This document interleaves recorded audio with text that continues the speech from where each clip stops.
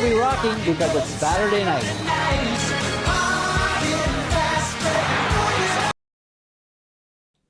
Ladies and gentlemen and ladies, welcome to the final.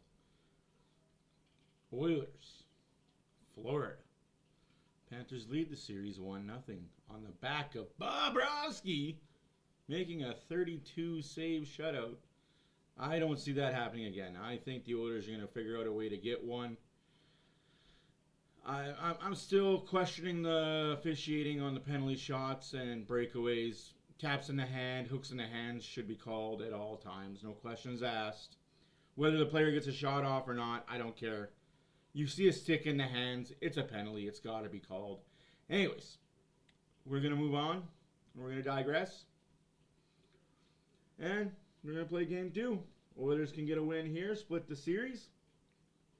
That's all you really want, right? As a away team. Splitting the series, going back to your hometown with a chance to take the lead 2-1. Anyways, guys, I'll be back in a minute. Happy Monday, Daniel. How's it going? Hopefully everyone enjoyed your weekend. I'll be back. Give me about 5 minutes.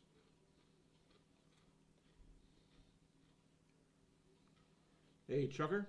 Hey, Lubo. How's everybody doing? I'll be back. I love this guy. The place will be rocking because it's Saturday night.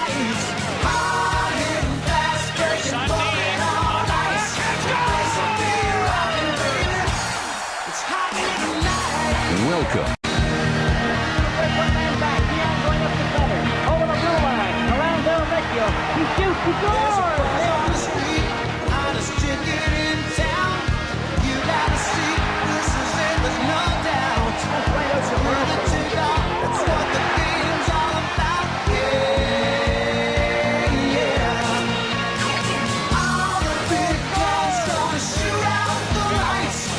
The place will be rocking because it's Saturday night.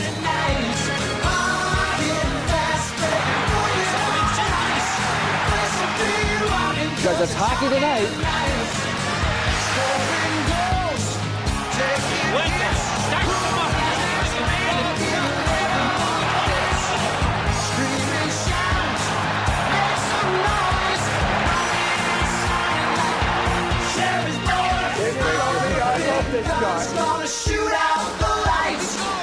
This place will be rocking because it's Saturday night.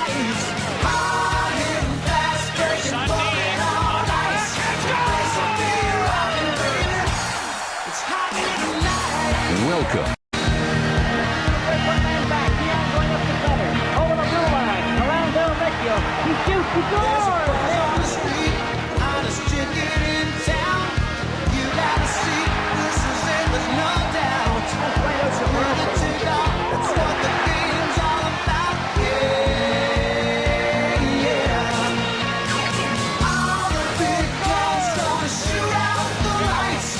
The place will be rocking because it's Saturday night.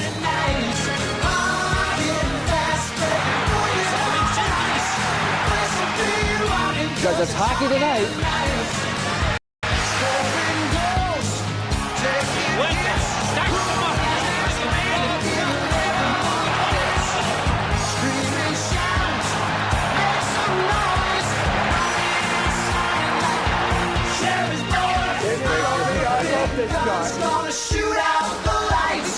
This place will be rocking because it's Saturday night.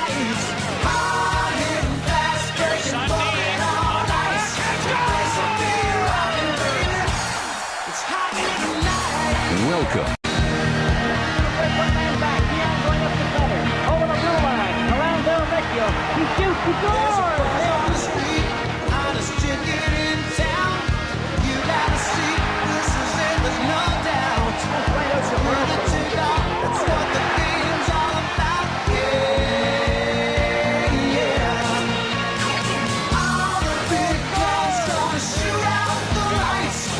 The place will be rocking because it's Saturday night.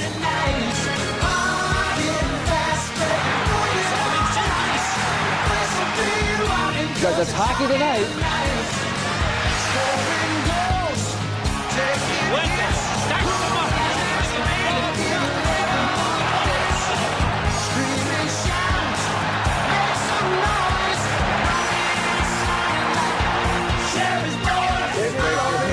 this shot. Gonna shoot out the lights. The place will Place will be rocking because it's Saturday night.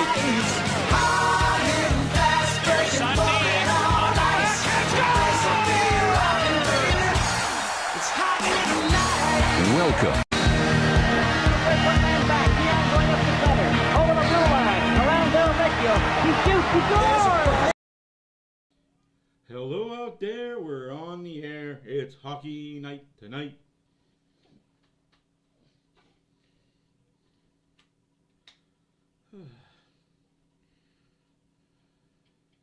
That's good, Lubo. Glad you're feeling better, my friend. Wish I could say the same thing around here, but hey, it is what it is.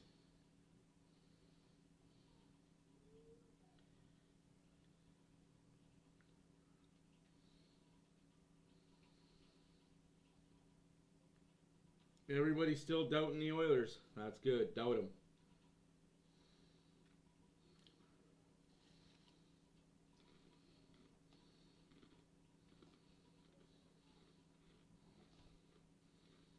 Ladies and gentlemen and ladies.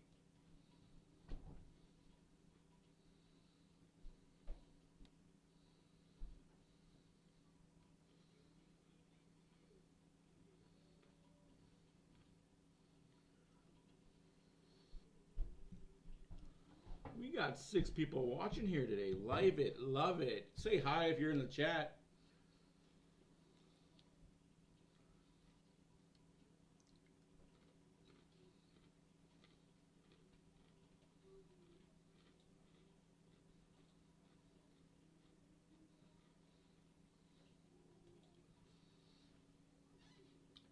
Jazz hands, guys. No, honestly, hopefully you guys are doing good. Hopefully you guys enjoy the stream for game 1. Wish it was better. Wish the Oilers came out on top. Wish the Oilers got a goal. As for those people saying that it was Skinner's fault, you got to score goals to win games in the NHL. Anywhere, really, you got to score at least 1 point. Oilers failed to capitalize. That'll be different today, though. Honestly, I think Bobrovsky made a lot of saves he had no business making. I'll be honest with you guys. He was making 10 bell saves when he shouldn't have been making 2 bell saves. Yes, come join the community on Discord, Facebook.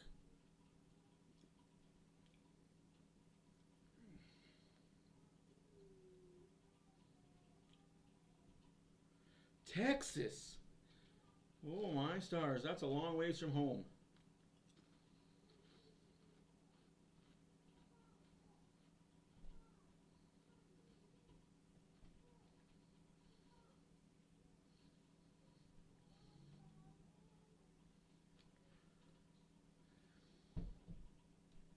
That's awesome. The chat shows up in the middle of the screen, Diane. That's cool.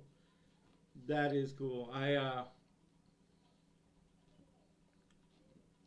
That's good to see that chat shows up. That's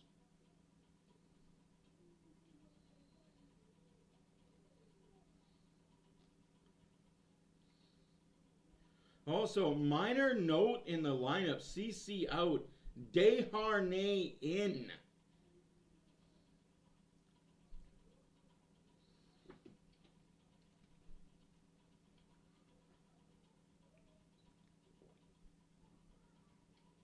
Oh my goodness, I'm leaking. Yes, thank you. Quite the beard indeed.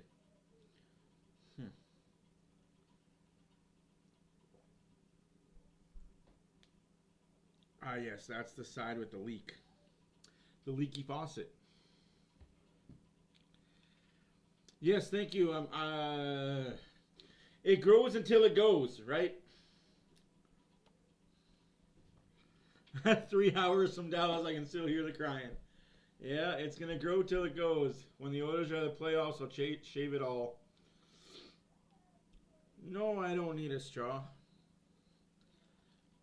I'm a man. I drink from a cup. Ooh. Hello, oil collector.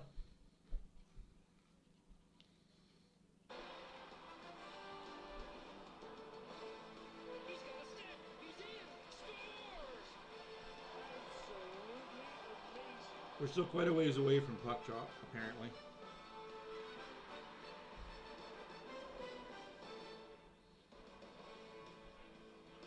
Thank you to Audio Slave. I've been watching while you've been coughing. Nauseous. Don't try and be cool, Ron. It doesn't bequeath once you. again through the Sunshine State. The road to the Stanley Cup is filled with Canada too. The Edmonton Oilers contingent strong once again. As you said, Jen, the other night, beautiful to hear them all during O Canada singing right along. 5 straight times the road to Stanley's come through Tampa or Sunrise. Panthers have been great the last couple of years. Also the Everblades won the ECHL crown across the state. So tremendous atmosphere for game number 2, Edmonton and Florida. The Stanley Cup playoffs on Hockey Night in Canada presents the final, presented by Rogers. Yeah. Good evening inside Hammer and Bank Arena. That's what I don't get. Like I kept seeing that all day yesterday. Again, Sundays I'm not on social media, guys. I kept seeing that all day last night when I woke up this morning. Oh, Oilers are done in 4 because they didn't win game 1. What? Okay.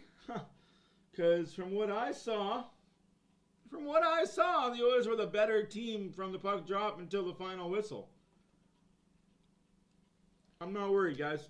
Oilers just got to win this one. Focus on one game at a time, right? You can't win a series in 1. You can't lose in 1.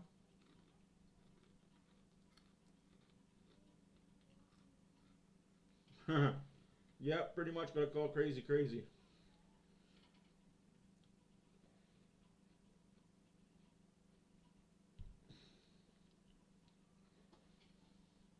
Yes, let's go Oilers for sure. I want that puck. Yeah. I love this interview with Wayne Gretzky. Yes, Renegade, he is a healthy scratch. Another great line earlier in the playoffs about going from Bob Hope to no hope. Well, the hope is high here in Florida thanks to Bob. Bobrovsky sending his love, blowing a kiss to his family after wins here in this building. The crowd's been giving it right back to him as they're doing here right now inside the building. And I'll send my love to the panel as we hand it back to you, Ron. Yeah, that looks like the duck call. Remember Glenn Anderson and the duck call and voice on the bus? Anyway, fantastic. Changes on the blue line, Kev, to you. Yeah, I think we expected maybe 1 or 2 minor changes, and Desharnais is going to go in and replace Ceci, and you're not really changing a whole lot in terms of the righty versus lefty. Desharnais is a righty. He plays big minutes on the penalty kill. He'll just slot in and basically take Ceci's ice, so it won't disrupt a whole lot. Edmonton Oilers are good. No. And then we don't know. Okay, don't listen to these media idiots that say Draisaitl is leaving. No. Okay. That stems from a stupid interview that Pastrnak made when he was half drunk. Pastrnak made a stupid fucking comment when he was interviewed by Spittin' Chicklets. He said, I would love to see Draisaitl be my line mate. I will do what I can do to make him my line mate. And because he said something so stupid when he was drunk, because he just got off the golf course with these fucking idiots, everybody took that as gospel that, oh, Draisaitl's leaving to Boston. I'm sorry for getting hyped up, but fucking idiots, man. Just fucking idiots that eat that shit up. That's almost like me saying Matthews is leaving Toronto to come to Edmonton. It's not going to happen. A, how could Boston afford that? B, why would Draisaitl leave Edmonton and not play with McDavid? He knows where his bread is buttered. He knows the only way he's going to play and not, unfortunately, fly under the radar is Edmonton, because everybody will match up with McDavid more than they'll match up with Draisaitl. I fucking hate that narrative that, oh, Pastrnak said he's coming to Edmonton. Yeah, and if he goes to Edmonton, Pastrnak and the Boston Bruins are going to pay a penalty and a fine for, what do they call that? It's not, player tampering. That's what they call it, player tampering. Exactly, Lugo. As an Orange man once said, fake news. Like, I get what Pastrnak was trying to do. He was trying to plant that seed for Boston fans and Oiler fans. Oh, Draisaitl's coming to Boston. How? In what universe is Draisaitl going to sign an 8-year, 7? Because for the Oilers to lose Draisaitl, Boston has to give him 8 years. 8 years at $15 million a year. Yes, the cap went up $4 million.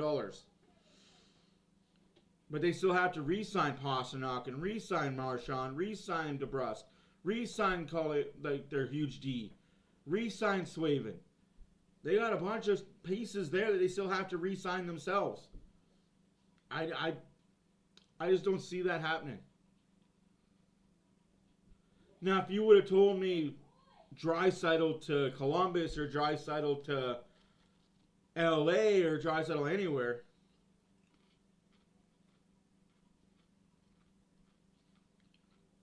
exactly.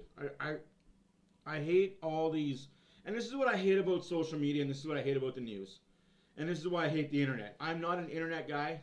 Just because I'm on the internet doesn't mean I'm on the internet.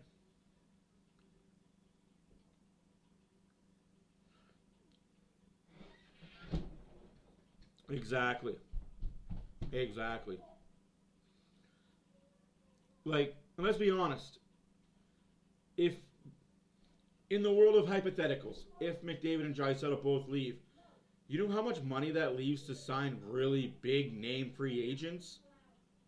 And we can get 3 or 4 pieces? I'm just saying. That's why I like the fact that McDavid and Draisaitl know they're better together. Oh, let's talk about the Florida Panthers some more. Yeah, okay, Sportsnet. 2 teams out there, Sportsnet, but hey, we're going to talk about the Florida Panthers. Let's do interviews with the Florida Panthers. That's why it's muted, guys.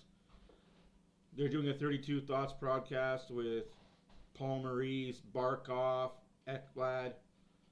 Just stupid.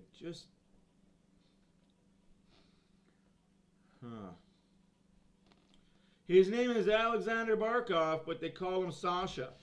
I don't know. Maybe it's a Russian thing. I don't know. Somebody smarter than me can tell me if that's a Russian thing. Oh, I agree.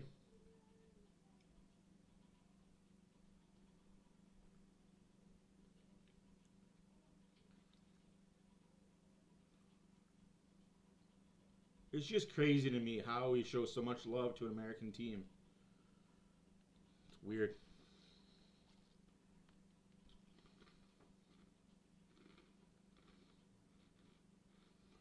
Exactly, Renegade. They need to find a way. Run them over. You know what? I'm not opposed to it.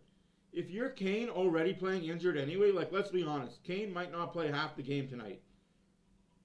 He is really, really injured, guys. Like, this guy is skating barely. If I'm Kane, Barkov is finished? No, he's Russian.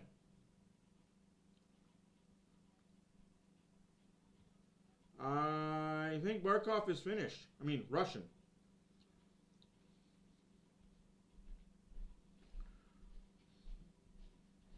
But anyways, if I'm Evander Kane and I know I'm only going to play half a game anyway, I would run the fuck out of Bobrovsky. What are they going to do? Put in Stolarz? Okay. I'll take those chances with Stolarz over Bobrovsky. I'll take the 5 in the game. I'm not going to play half the game anyway. I'm injured. Like,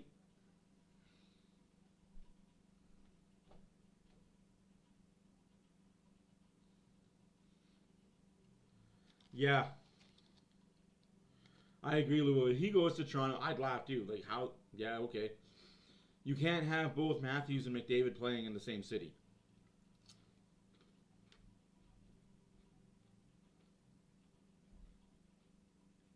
Oh, I laughed when I seen Kane take that shot at Tkachuk. That was hilarious. But just the way Tkachuk fell, like, you could tell he was trying to draw the call. Right there, holding on to the player. They're showing you evidence that he's holding on to the player. No puck around. No puck around, puts the butt end of his stick in his chest. Yep, that's legal. Cool.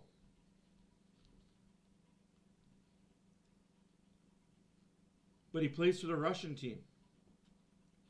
That's crazy.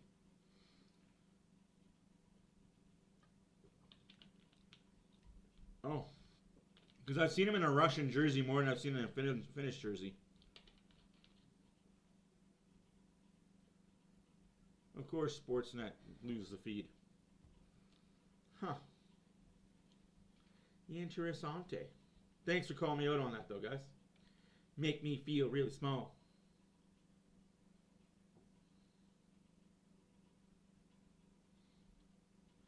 You're right there. That's where Skinner has to be mentally tough and make the saves he needs to make. Skinner needs to make the saves he needs to make, right? Also, reason number 2 why Draisaitl's not leaving.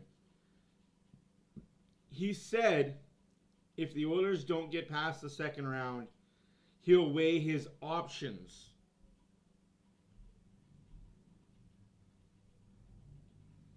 We don't know. We don't know. We don't know why the penalty wasn't called, because it's Florida. Craig Simpson next to the Roger Nielsen press box. Kyle Bukoska shortly. It's game 2. Enjoy.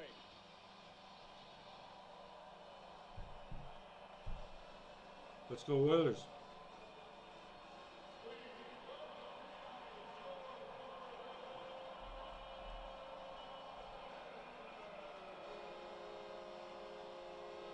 Top shelf. Shoot high, blocker on him. I mean, he lays down on the ice so much, of course 5-hole goals don't go in on him.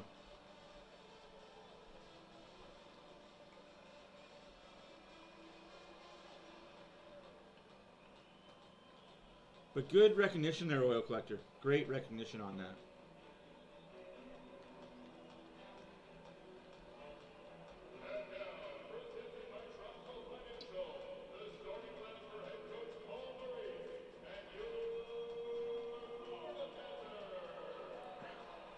Yeah, he is.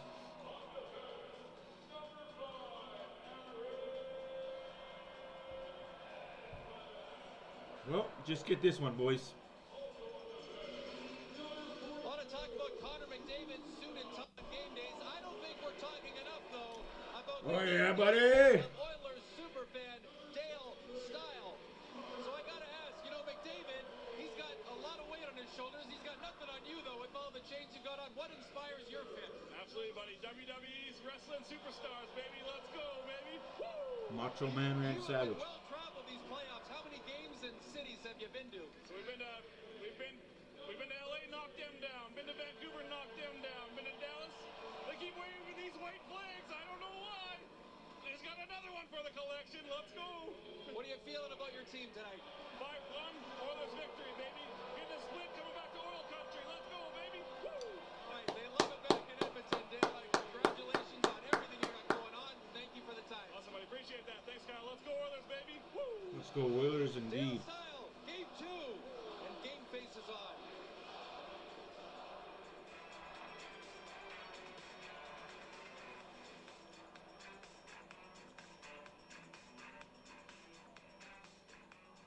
Please turn your attention to the ice and welcome tonight's hero among us. 99-year-old World War II 99-year-old. Corporal Sam Barcia. So much respect, man. United States Army. Thank you for your service and dedication to our country. Tonight's national anthems are signed by Florida resident and deaf performer with PXP, Kathy Oshrain. Please rise and remove your caps for the singing of O Canada, performed tonight by Hannah Walpole. Oh, Canada, our home and native land. Wow. True patriot love in all of us command. With glowing hearts we see thee rise, the true north strong and free. From far and wide, oh Canada, we stand on guard for thee. God keep our land glorious and free. Butchered the anthem, woman. Oh, Canada,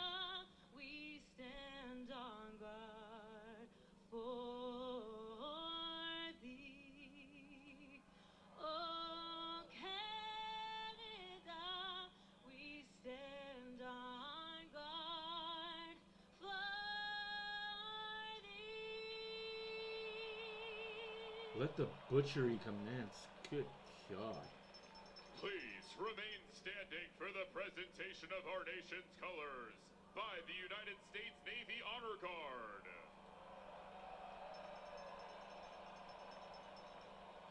Here to perform the Star-Spangled Banner, fresh off the release of her single Wicked Game, please welcome Season 23 winner of The Voice, Gina Miles.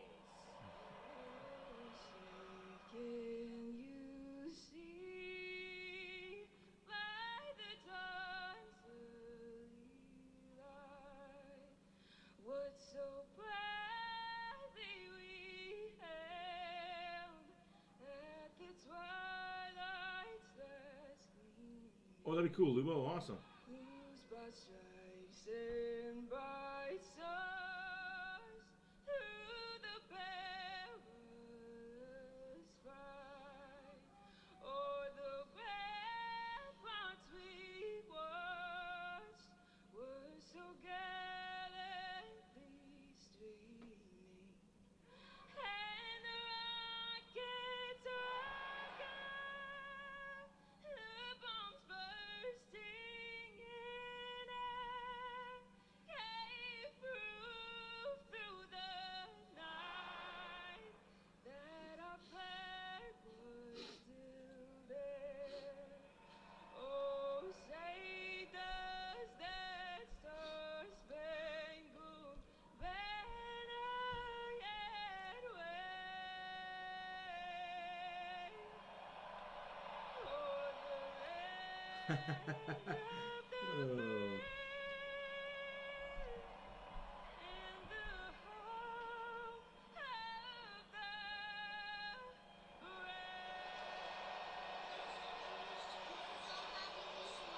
Game 1 wasn't the only big win here in South Florida on Saturday. The Florida Everblades capturing their third consecutive Kelly Cup championship. So another championship for the Maurice family.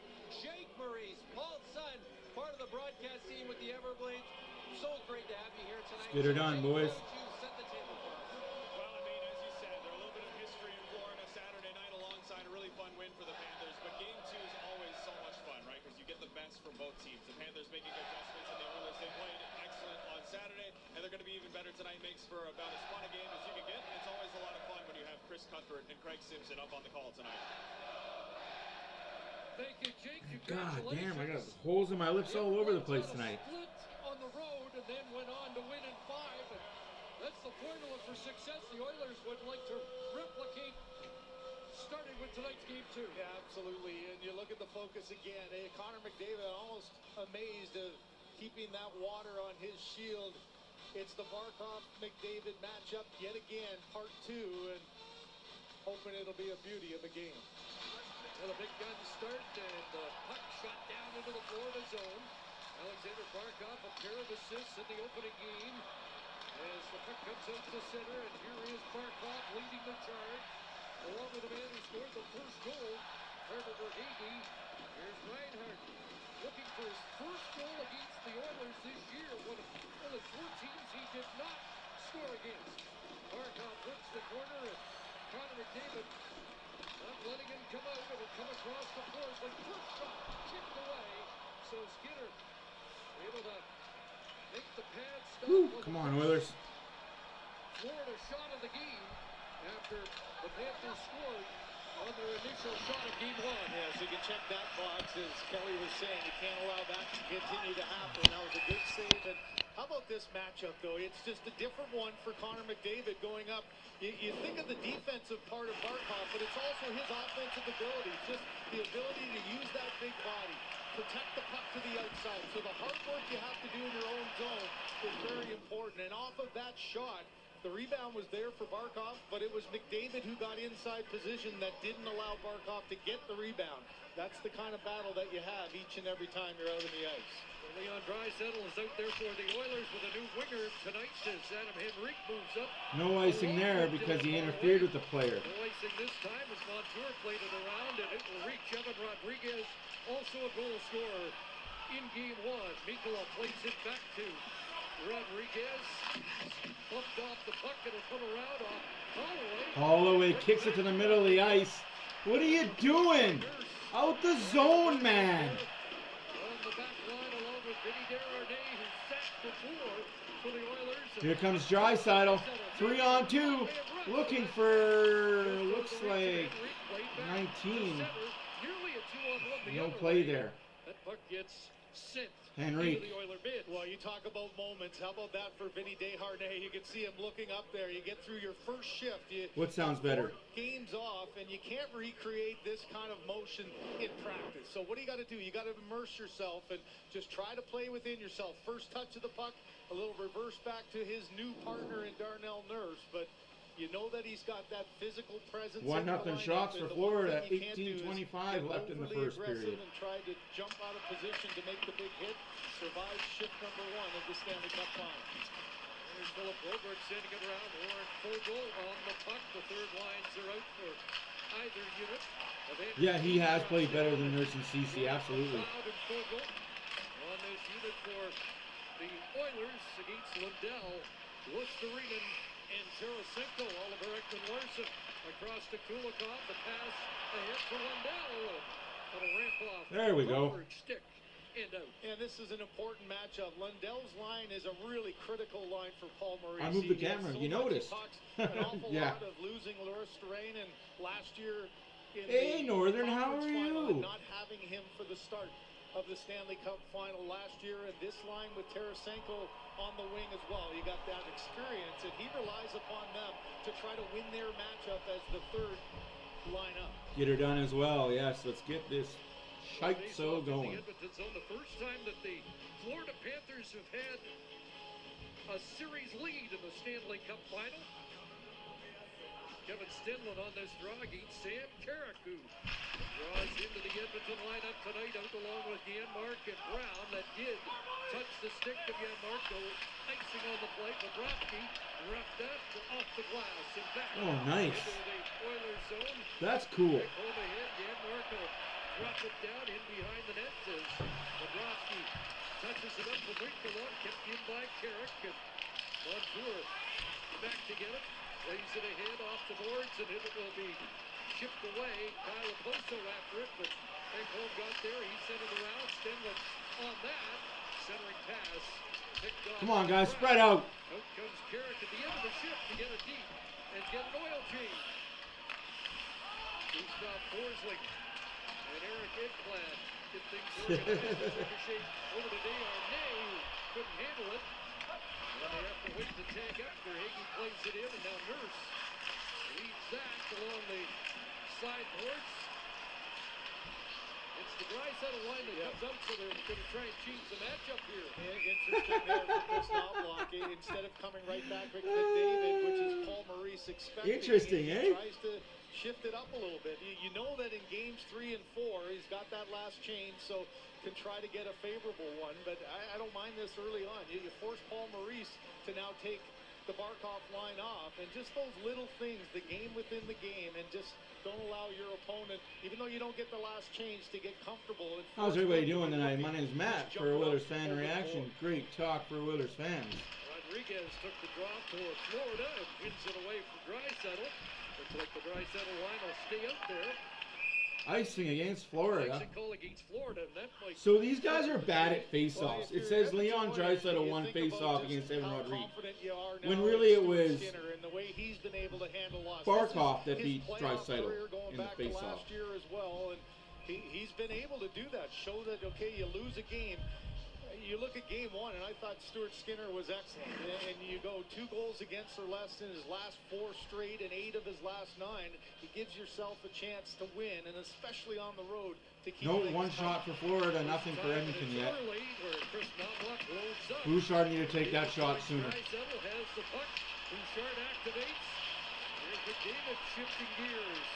Trying to get away from the check. He's working his way into center pass. Just too passy. Back the other way is Bennett. Florida wanted to cheat. Nearly had too many men as Rodriguez enters the zone. Here's Bennett. Tried to center. That moves off Ekholm. And Glad the shot. And Skinner with Kachuk on a fly by. Multiverse confirmed. Skinner holds on. Oh, geez. 16:06 left to go in the first period. 2-0 shots for Florida. This is just how difficult it is to defend. You've got Kulikov Slash, trying to stay slash, within stick length. Stop. slash, slash, hook on hands. Wow. McDavid gets fucking murdered with those sticks, man. The other end with traffic in front, you'll see an awful lot of that. I guess I gotta do it this game. Late getting there, gets a piece of Stuart Skinner, but Skinner able to hold on. Reinhardt on that face-off, but the Oilers prevail. Enrique able to force that up to center. A pass to Holloway, broken up by Forsling.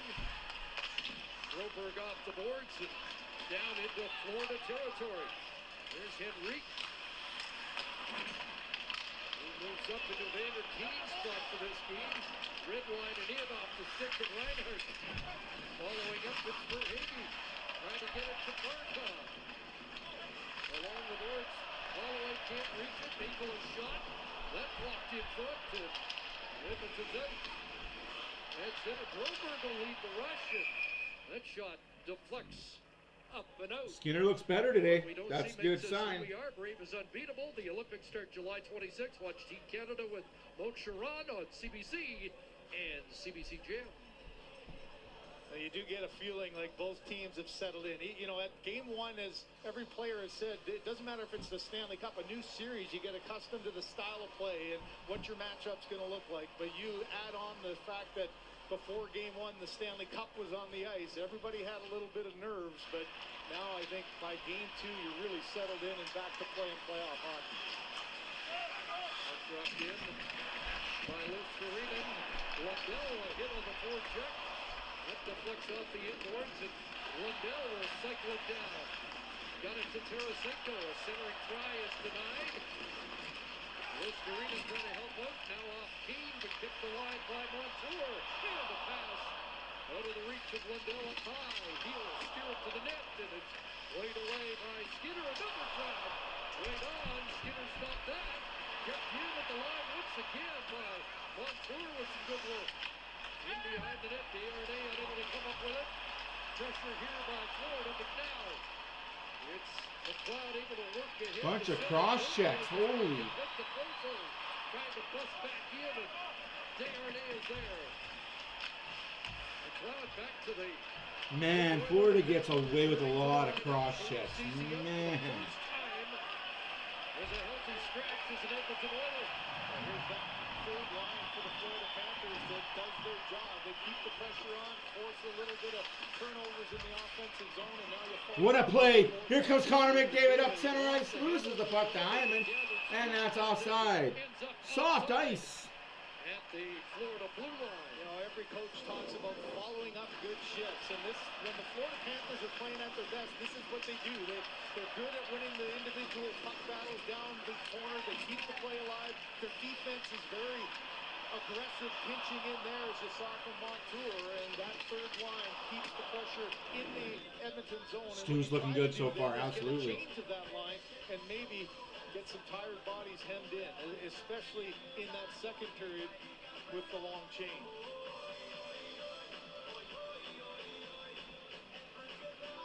Romano mentioned the offensive prowess of the Oilers coming off being shut out. It happened 3 times this season.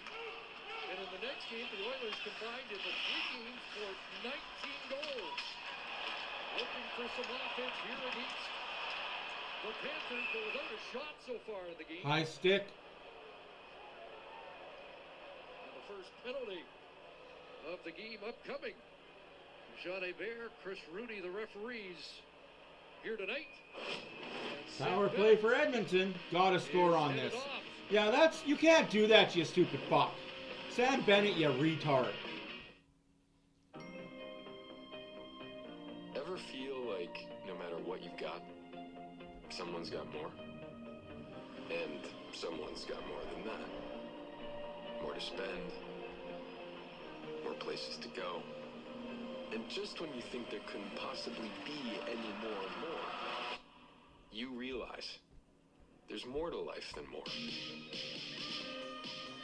You're richer than you think. Scotiabank.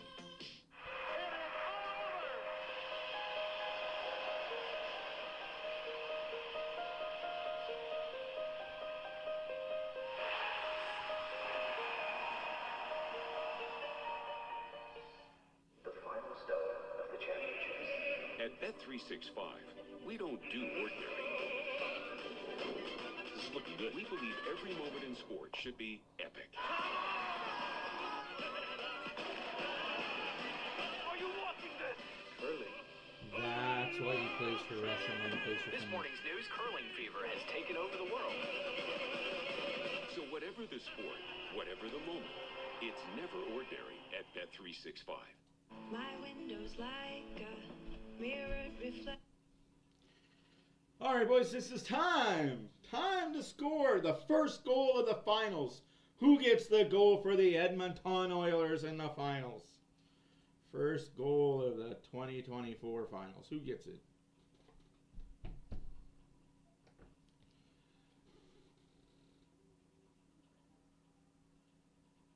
Oh, frick yeah, right? Partners in Solving Crime, Wild Cards, all episodes available, watch free on CBC Gem. The Panthers perfect on the penalty kill in game one. Hey, Michael, welcome. Sport Logic telling us when it comes to the shots on net they gave up, the slot shots, slot passes allowed, all higher than their playoff average. So perhaps playing with a little bit of fire against this dynamic Oilers power play and the feeling that at some point it'll have to break through, Chris. 0 for 3 in game one, 6 shots. And yet to fire a shot on Bobrovsky here so far tonight. Yeah, wonderful opportunity, though, in game 2 to get right on the positive side early on. So the right side of face-off with a centering pass by McDavid off his feet to the line. Listerine, who had the empty net goal to finish it off for Florida in game 1. Drops it in, Stingley, the other penalty killer. Aaron Ekblad had moved up. He was calling. Come on, boys. 13:28 left to go in the first period. Shots are 4-0 for Florida. Power play for the Oilers. A minute and a half left on it. Oh, we're back to this. Oh, my goodness. McDavid should have shot that. Just shoot that puck. Somebody shoot. Now Draisaitl. Back to McDavid, back to Draisaitl. A centering play, book back. Here's McDavid across. And a good stick there by Draisaitl. Somebody shoot the fucking puck! Oh, Barkov read again there. He got into the eyes of McDavid as looked like maybe put a shot to the net. Oh, I can absolutely. Good battle in front as Zach Hyman gets into position. That no-look back pass into the slot.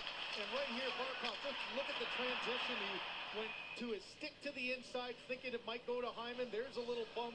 Not surprised at that by Hyman. You got to get position. You got to try to get in the eyes. Oh, so Sportsnet's a very quiet channel today for some strange reason.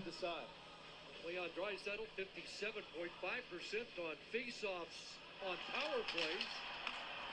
Lost that one. It's about 10% higher than he is at even strength. So, but this time we'll turn back. The second minute of the Bennett penalty. Just one goal against the Florida penalty killers in the last 9 games. They've been on almost as hot a run as the penalty killing of the Edmonton Oilers. These are the top 2 penalty kill teams in the Stanley Cup playoffs. And Kulikov fires it down the Just so sloppy right now. Chris, the hardest thing to do against this Oilers power play is to maintain being this aggressive. You know, usually they're able to pick you apart if somebody's a little bit off with their pressure. But to this point there, again, This power play's so sloppy. penalty killers on that quartet of the ice to make the Whatever, good night, Munchie. They're not too good for the Oilers. Enough. There's no need to be a clown. Back to Bouchard, across, and there's a good stick by Ekblad. McDavid recovers, leaned on by Listerine. Here comes the Draisaitl. Shoot them. They're not shooting. They're not shooting.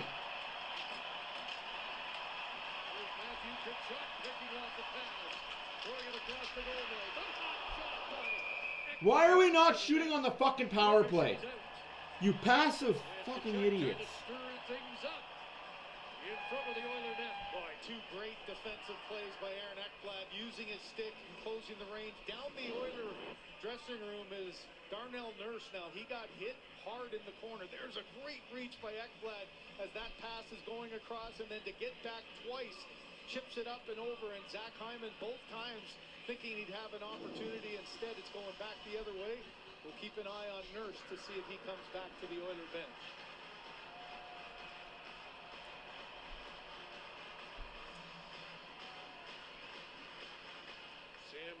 wins the face-off away from Bennett. And a pass ahead to Connor Brown. With Carrick slotted in by Janmark. Carrick almost stole it there from Bobrovsky. Bennett able to play that away. Here come the Panthers over the line. Back to Bennett. Unable to corral that. Collision there. Rodriguez tumbling over Carrick, and Rodriguez got the worst of that. So he goes slowly to the Florida bench now. Well, he thought a body was going to be there. Instead, Carrick lost his footing, went right underneath him. It almost looked like his head hit the ice hard. Hey, Jake, how's it going? Big changes as Listerina Yeah. to the red line, tried to drop it down. It was picked off and played back to center. Fogle can't reach it. Yeah, it's like what you scared to shoot for a block shot. There's a collision and a penalty upcoming against Warren Fogle, and Listerina is down. Boy, the aftermath is going back at each other, as you can see. Hey, cameraman, pay attention to the fucking game, not the dumbass crowd, you retard. Puck turned around, Fogle. He got hit pretty hard, Diane, and he might be hurt. As his knee went right off the knee of the Oiler wing. I hope that player's okay. Entire Stanley Cup final last year.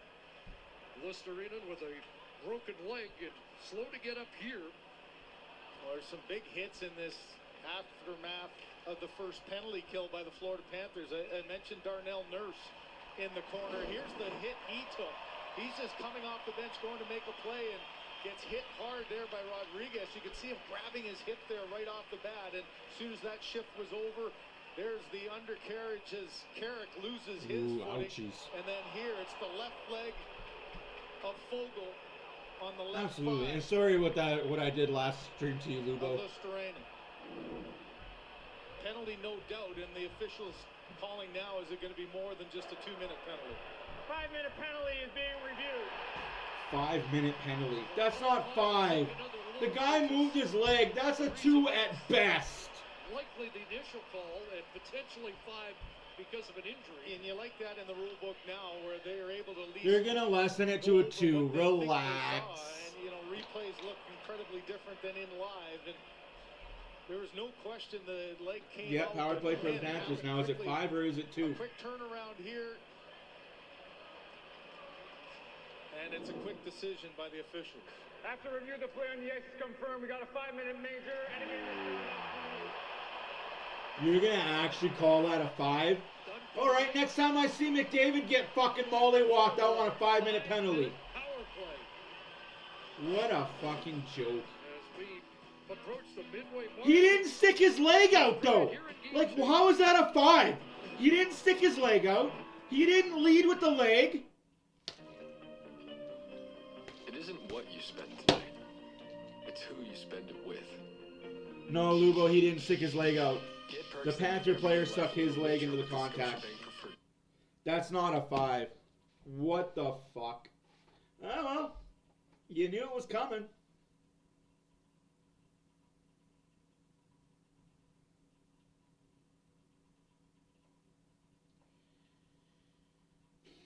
What a joke.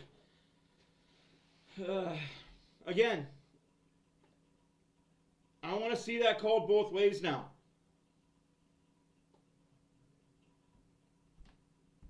This sucks, man. Like, Oilers got to kill it off.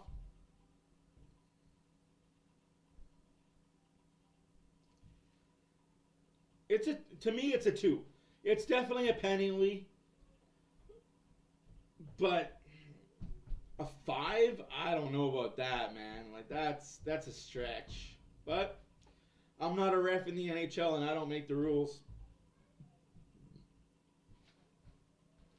It's right there.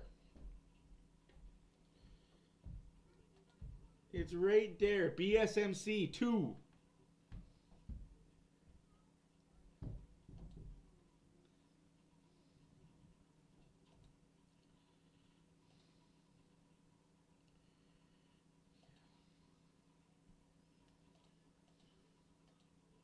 And a game misconduct.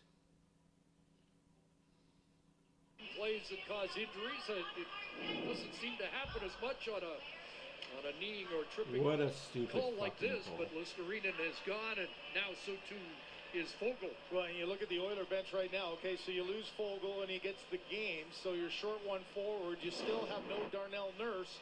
And here's how quickly this play moved as Listerinen moved to his right in the Florida I'm bench. sorry, but you gotta put more onus on the fucking player getting hit. I'm sick and tired of these fucking pussies skating through the neutral zone with their head down. My head down. You're gonna get smashed, and it's on the player hitting to fucking know that you're putting your head down. Just like if you turn your head, or you're going against the boards, and you turn your back to the play, get fucking lit up.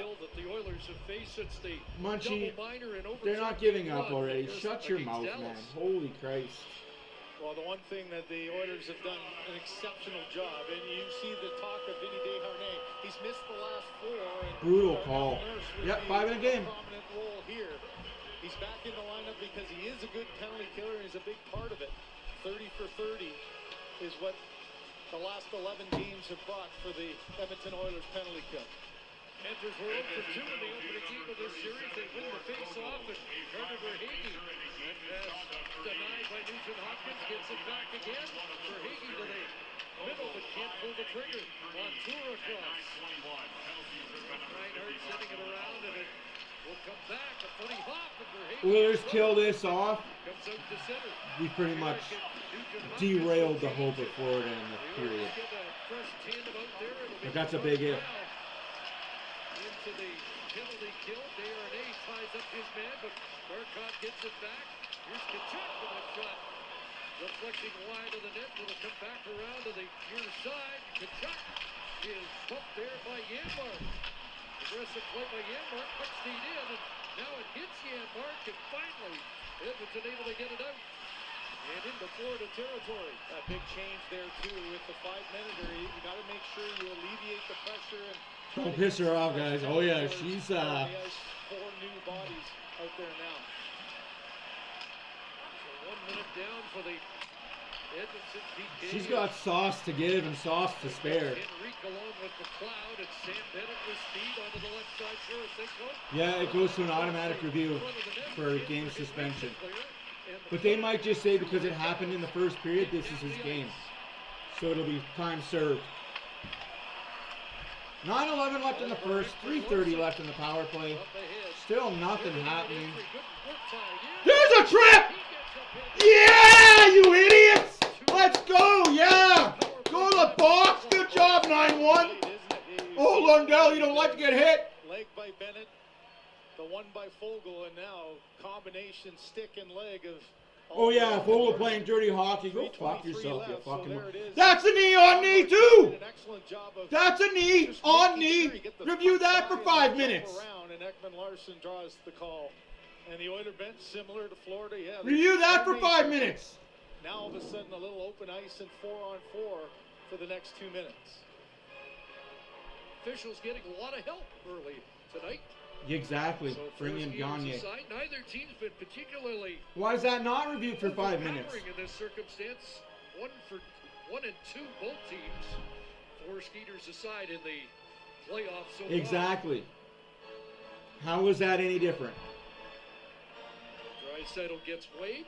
I don't think he'll be out game 3, but I think absolutely Gagne coming in might not be a bad idea. Without getting tossed out at least once. David pulled it back, but McDavid gets a stick to the mouth. Barkov's away. Reinhardt with Barkov against McDavid and Draisaitl. The Oilers have gone over 11 minutes and have yet to register a shot. Ekholm and Draisaitl, 2-on-1. Scores! And Tyus Ekholm! 1-0 Oilers! You know, you can't help but think maybe inside. Goal! Goal! Goal! Goal! He got the puck from the defense.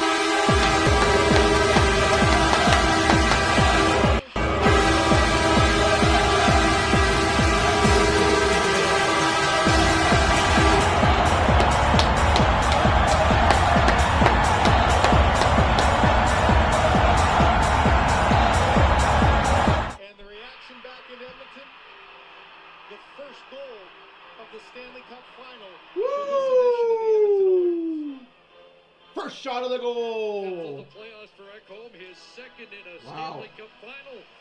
He had a goal and 3 points back in 2017 as a member of the Nashville Predators. So there's a 4-on-4 goal for him. He might get fined, but he's not going to get suspended. Bennett takes it away. Here's Bennett swinging up top, trying to take the Czechia prize on him. Montour. Oh, he just missed. Holy shit, that's a post. Right about a position there and looked like what was almost a half net to shoot at. Well, chaos in front of the net for Skinner as this one goes side to side. Okay, good Skinner night. was thinking the shot was coming. He kind of got himself trapped. He was already down before that pass came. Buddy. So he was unable So to can get we up. troll can you see as the bad look as you of were trolling Montour. us He right now? ripped that I one would, as but hard you as don't he have could. an online persona. The fact you use a fake picture and a fake name shows how big of a man you really are. The Oilers had an empty net as Wee little guy. A wee little guy. did as well. Well, there's the turn for Montour off. I'm willing to bet you got a small ween up too. Off the draw, Florida controls. Dropped off. I'd ask if your girlfriend's got a bigger one than you, but you probably don't have a girlfriend, so. Trying to catch up. Draisaitl trying to duck under the checking of Forsling, who slowed him up. And now Rodriguez, who's back out there for Florida after being shaken up earlier in the period. He'll go to work and head in, drop it off. And another drop pass. Ekblad. Skinner got a piece of that. Here's Lundell. Sharp. Huge save by Skinner there. Down by Skinner. Boy, another Nurse is one back tough on the for bench. Skinner That's there. good and bad to hear, both. The fake shot went down. There's Darnell Nurse back on the Oiler bench. That's good news. But the one thing that's been effective here is a lot of crisscrossing and down. You can see Skinner couldn't see because Rodriguez in front, and then quickly moved to his left, just got a little piece of it. You got your teams giving you the one-goal Good Lord. lead, and Skinner's had a couple of close calls. 7:47 left to go in the first period. In front of his net. Goal by Ekholm at 11-17, assisted by Connor McDavid, his first Yeah, point in the yeah. Stanley Cup final. There's a fan-dodge try by Forsling.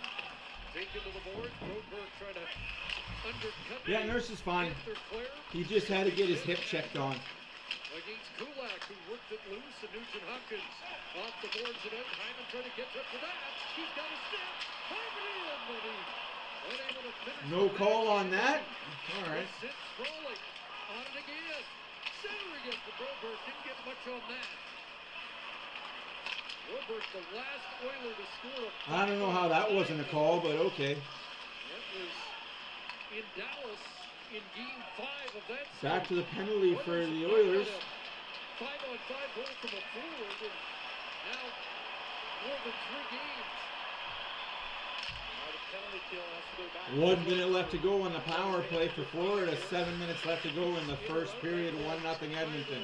Kachuk to the line. Montour. Saved by Skinner. That'll stick to Skinner, and as you Oh, can I'm see, hoping McDavid scores 68 tonight. seconds remaining of That'd be the something. Empty netter. Even if it's an empty netter, I need McDavid to score. Oilers shorthanded. Well, look at the effort here. Hyman just trying to get to that loose puck. Draw penalty, anything you can. Wow. Forsling, who's got That's a great complete speed, hold. lost That is a hold by Forsling. Hyman lost his control as he tried to pull it to his backhand and get across of Bobrovsky. Good effort, though, end to end there for number 18. Oh, Farm Girl, you're awesome. There's a face-off won by Nugent Hopkins, and Ekholm finds room to skitter that puck back down into the Why are you zone. saying there was an icing there? It's a fucking penalty kill, you idiot. God, you're dumb, ref. Oilers, it's going to be another one of those. Yeah, he does. He's a flopper, just like Hassett used to do. For us, after that. Here comes Brown. Shot clock for Dallas in Game 6. And the Oilers having the large shot. 1-on-3, Brown Game 1 of the final. keeps the puck deep. This is the third time that Florida's been outshot in the Stanley Cup playoffs. Barkov sends it in. Kulak over there defensively, looking for it along the boards. Couple dozen seconds remaining in the penalty. It's being served by Dylan Holloway. He'll be coming out. Janmark. He'll just drop it out to center. Janmark gets it again and makes sure it gets a little deeper on the second try. 10 seconds left to go on the penalty. So Holloway set and what looked like could be a early major turning point of Gates Edmonton. Good kill by the Oilers. 31 for 31. Well, they were short-handed a couple of times in that 5-minute period, and they scored 4 on 4 off the stick of Ekholm. Next collision there. Holloway and Tarasenko. Holloway cross-checked by Tarasenko. No call there. 5 minutes left to go in the first period. Shots are 8-1 for Florida. Don't matter, 1-0 Edmonton. Shades of game 1. This time reverse.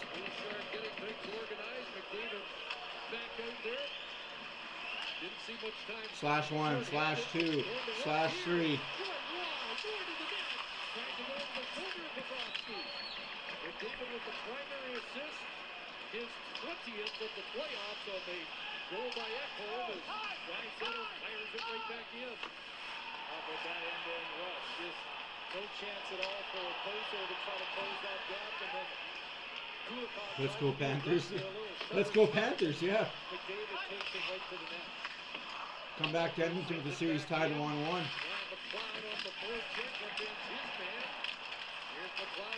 That's a missed call on McLeod. He tripped that player, though. Refs are doing a good job. In this series, they've been okay. They haven't been bad. They haven't been good. They've just been okay. Good play there. Good play there. TV timeout. TV timeout. 4 minutes left to go in the first period. 1-0 Edmonton. Like, holy smokes, though. How many slashes is Florida allowed to hit? No, he's not a McDavid. This guy, he thinks McDavid's overrated. Okay, buddy. Okay. Stats don't lie, my friend. Stats don't lie. Overrated. Okay. He must be a Maple Leaf fan. Like, he really must be a Maple Leaf fan or something. Like, holy fuck. Just a second. I gotta go to your channel, kid, because there's no way you're for real. Let's look up Munchie on our stream right here, guys. I bet he's got no followers, and he's got nothing posted to his YouTube.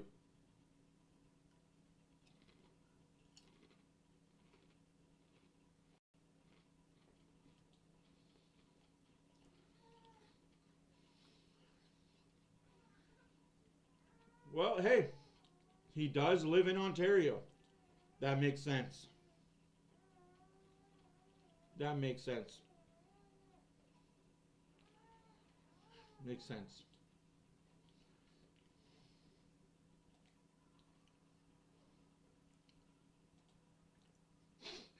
Oh, that makes sense. Hey, Rio, how's it going?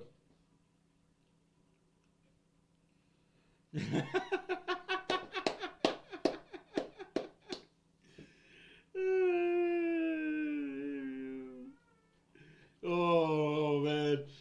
No, it's all good. Rio's we expect Rio to come in here with the fakeness, and we love that Rio does it. But this guy here, he's from Ontario.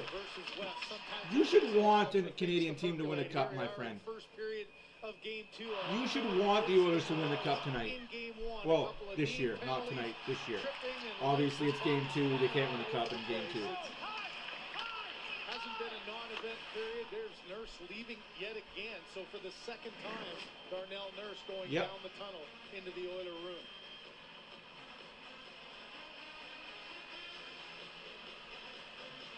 Connor McDavid still having that conversation with the official, Ronnie Bear.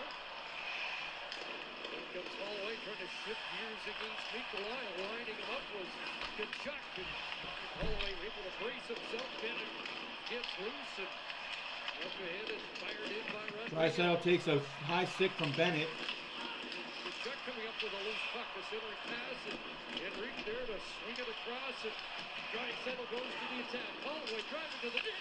Oh, Draisaitl almost puts it far. Kachuk back the other way on the counter, trying to play that through. Rodriguez settled it. Bennett wasn't quite where Rodriguez had anticipated. That one goes off Broberg. Rodriguez on it, but now taken away, and galloping through center, McDavid. Gonna go wide on. Glad. Fired that, kicked away. Glad Bobrovsky is McDavid goes down behind the net. I think Ekblad's hurt. I think Ekblad's hurt. That's huge news for the Oilers if Ekblad is hurt. I think Ekblad might be hurt. Balance, and then they locked legs and body behind the net there, and I don't think at all. I don't see any blade down there. I think that on his knee. He had trouble putting any weight on. He might be hurt. And I'm not clapping because of that. I'm clapping because of what the stream, someone said in the stream. I don't want to Israel will against anybody. Unless you're Matthew Tkachuk, and then you can get hurt and eat a bag of dicks. Big save by Stu Skinner. Taking a turn on that right side with Barkov. You know, the speed of Connor McDavid just makes defending. Yeah, I think that's what it is. Try to get his feet, then McDavid falls down and lands. Yeah, as he fell down, he went into the boards and up. Right there, he lost his balance, jumped up, and then Ekblad. Right ankle. Response, and even McDavid realizing the trouble Ekblad was in, was trying to see if he was all right. You get to that speed level, so many different things can happen, and Paul Maurice just watching. I never want to see that. Monitor by his feet. Oh, I never want to see that, guys. Like, as a guy that has weak ankles. Oh. That was incredibly quick. What? That's incredibly quick that he's hurt and then comes back like that? Fake injury then. Yeah, that looked like... Come on, man. If you're already back on the ice. Jesus, you faker, man. I have no sympathy for him then. I want him to get hurt now, too, for reals.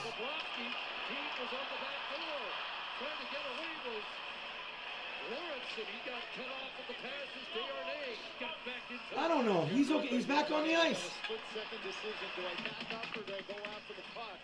Chose the puck and was able to get a piece of it. He must not be that hurt. He's back on the ice. I think he was trying to draw a call. I'm going to be 100%. You took out my hometown. You took out my fake Texas team. We're about to take out your fake Panther team. That's offside. Wow, what a quick turnaround for Ekblad. 70 seconds remaining in a good first period here in game number 2. Ekholm, the goal scorer for the Oilers. Yeah, it is very choppy ice. 1 minute left to play in first period. 1 minute left to play in the first period. Wraps it back into the final minute. Oilers 1, Panthers nothing. Shots are 9-4 for Florida. Florida had a 5-minute power play. Oh, Ekblad, you're back and feeling better. Imagine that. It's going to be Bouchard off of Tkachuk. And they're giving Edmonton another penalty. The two of them coming up ice. Didn't see it live. Holy fuck. Stick. Here's the first hit coming. Nothing there. Oh, it's been the... Oh, wow. But you did that last game to 3 players and got away with it. Just that jab there to the head with the official right there. Wow, buddy. Tkachuk, you fucking diver. In this period for power play for the Florida Panthers. Well, this remarkable penalty kill run has reached 32 straight. Jesus. God damn. Oh, the ref is going to look at that replay tonight and be like, fuck me, he got me. Wow.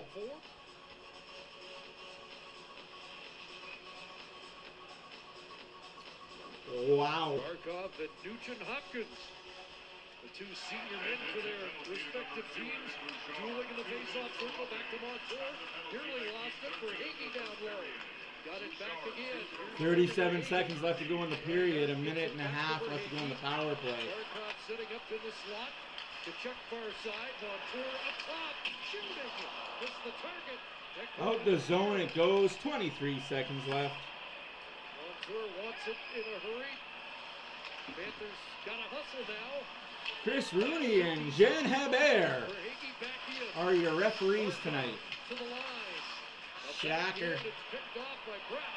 That's the period, folks. And that's going to do it for the opening period of game number 2. Shots 9-4 in favor of Florida, but Matthias Ekholm with his 5th goal of the playoffs. Ladies and gentlemen, and ladies, I hope you are enjoying this live presentation of Oilers Fan Reaction. Great talk for the Oilers fan. I'll be back in a few minutes. I gotta go put my baby daughter to bed. What a period, what a period, what a period. Let's hear Sportsnet talk about how great the Florida Panthers are now. I'll leave it up to you. Enjoy.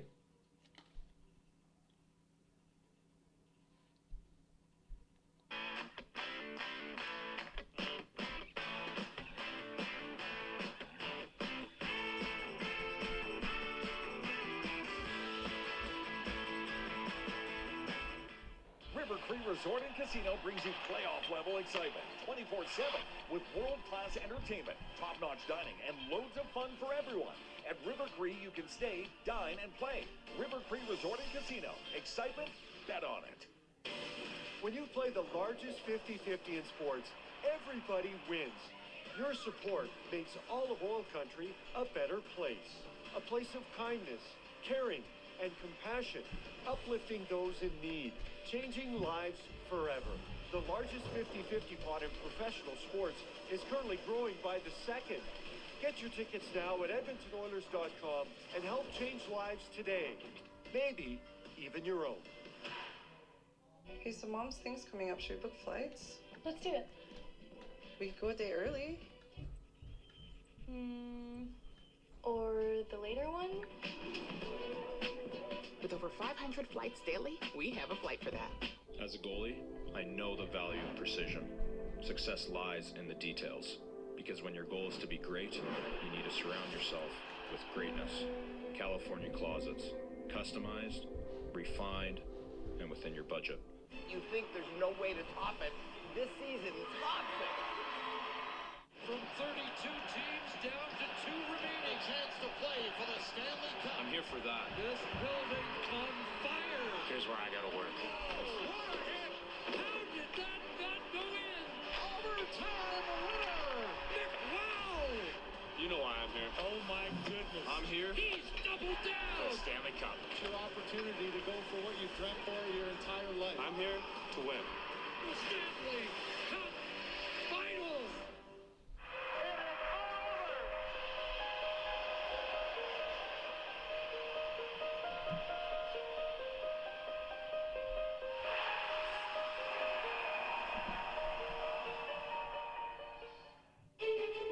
Everything that you think there's no way to top it, this season, tops it.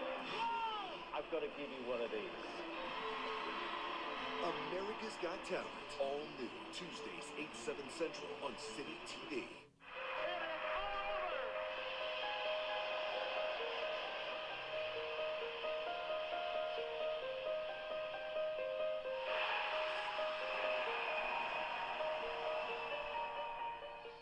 It's the new season of The Ultimate Fighter with the most international group of warriors ever. We are fighting each other for what? And UFC stars Alexa Grasso and Valentina Shevchenko as coaches. Unbelievable.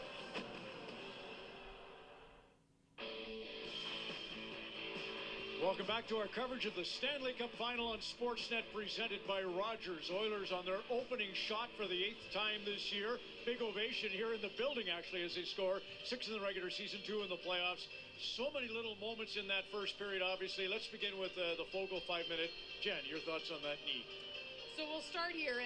It was an amazingly quick review after the play happened, and there certainly was contact. And you see how the play develops, and Fogle trying to make contact on the hit. But there is the extension of the knee. And so, yes, should it be a call? You know, I think there's some uncertainty whether it should be the 5-minute major or not. In that angle, you can see the extension where the knee makes contact first.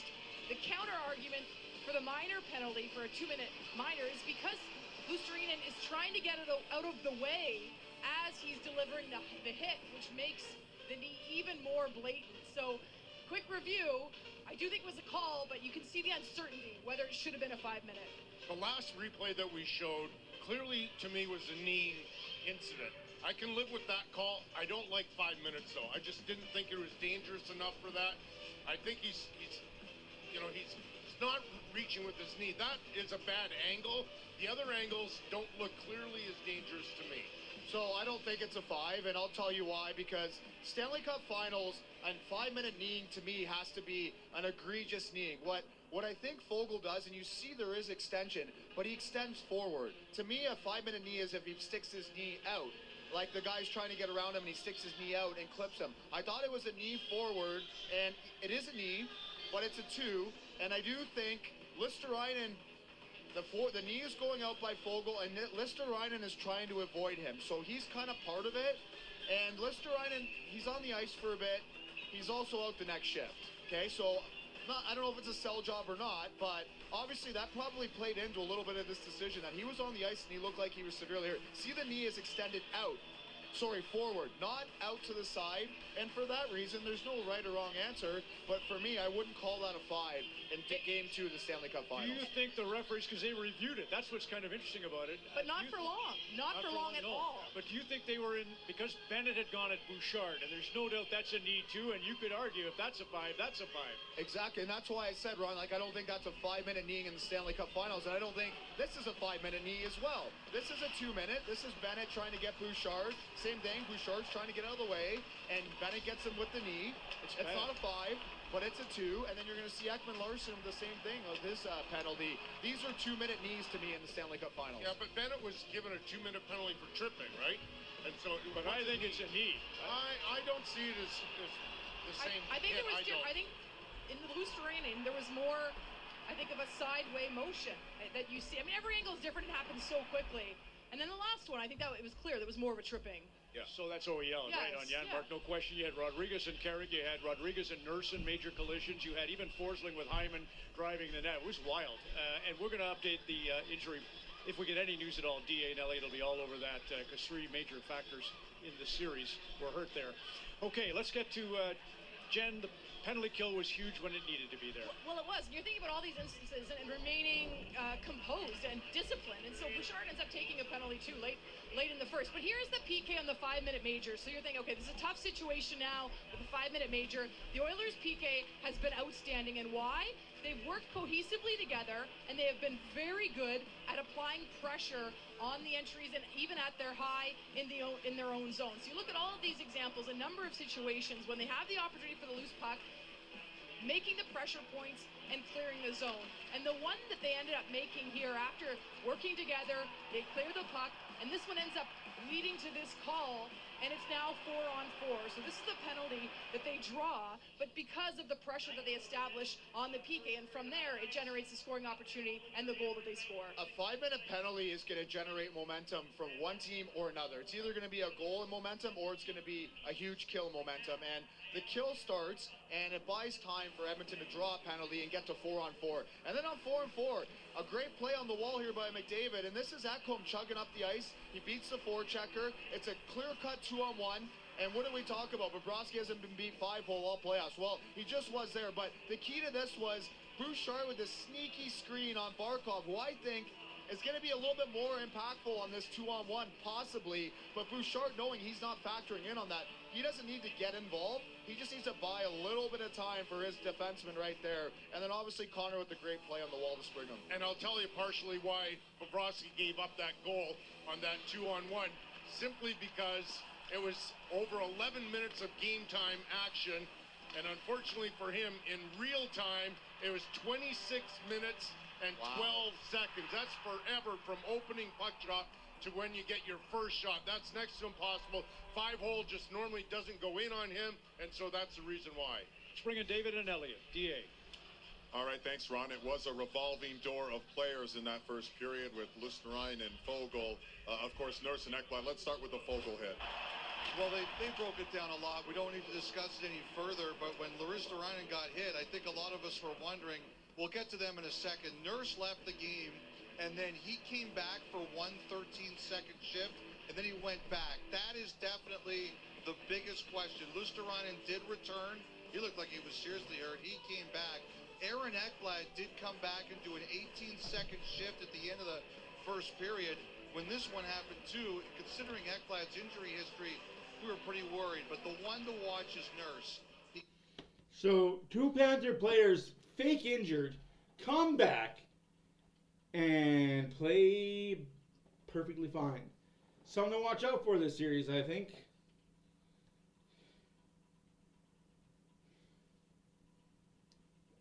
But yeah, that's just a sample size of how bad Sportsnet is for you Americans that are down here that don't get the Canadian version of the hockey. That is bad. Like, you would think, listening, that I was listening to it on, like, FSN Florida or whatever they got, Bali Sports South or something. Hey? Well, that's right, you guys can't see me. You can't see me. Now you can. Hi.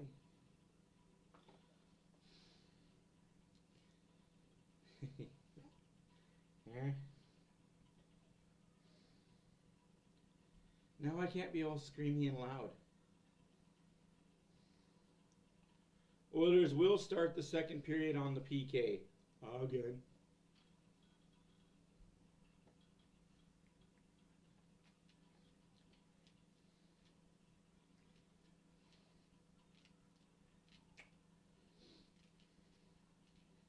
Did you find a number?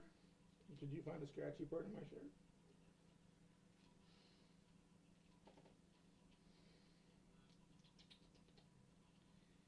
Huh.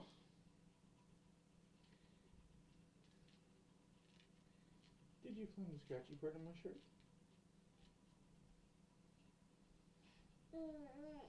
Yeah, you should be sleeping.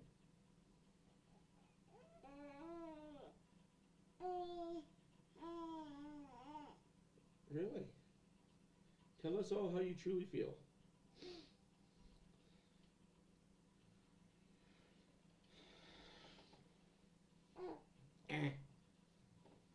How do you feel?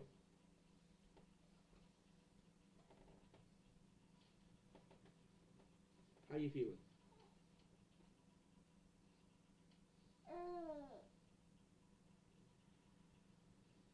Really? Is that really? Is that really the case? Let me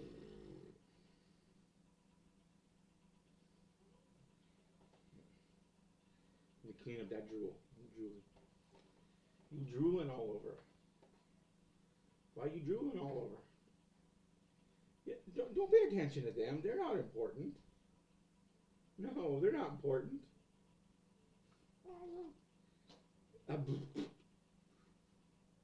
He's back. Fine,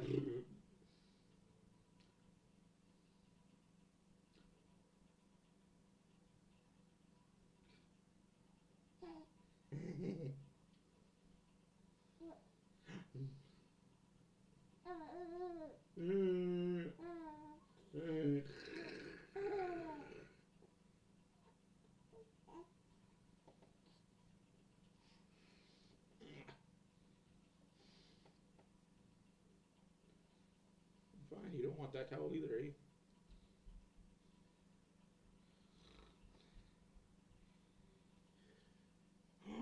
Pringle chips. Ooh, bacon. Is that bacon popcorn or popcorn and bacon? Bacon. Oh. Is that how you feel?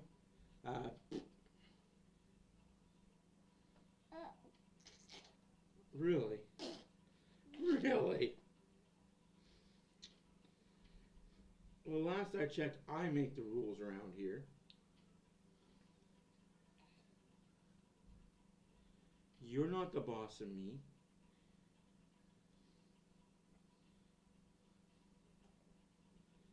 As I'm sure you guys have heard about Front Porch Woman, or Front Porch Lady, the Edmonton fan. She did that at Game 5 of the watch party. She didn't do it at a game, she did it at a watch party.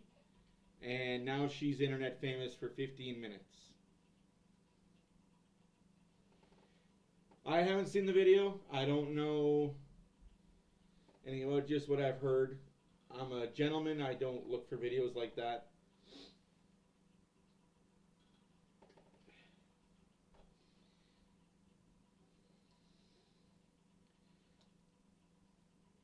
I've heard some pretty wild and crazy stories about her. That Panther fan. I heard about the Panther fan that did that too, Munchie. I heard about the Florida Panther. But the difference was, didn't the Panther fan, like, push them against the glass? Like, front row center? Like, good Lord. Again, I haven't seen that video or seen that at all either, just from what I've been told or heard. Again, I don't look for that sort of stuff.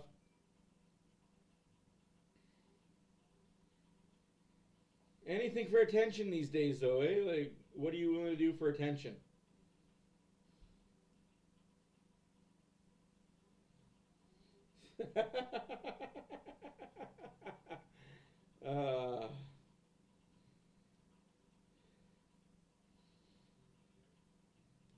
One of my good buddies said there's a poll going on right now on the internet. Which ones were better? Which cans were better? And he asked my opinion. I was like, I don't know. My cans are best.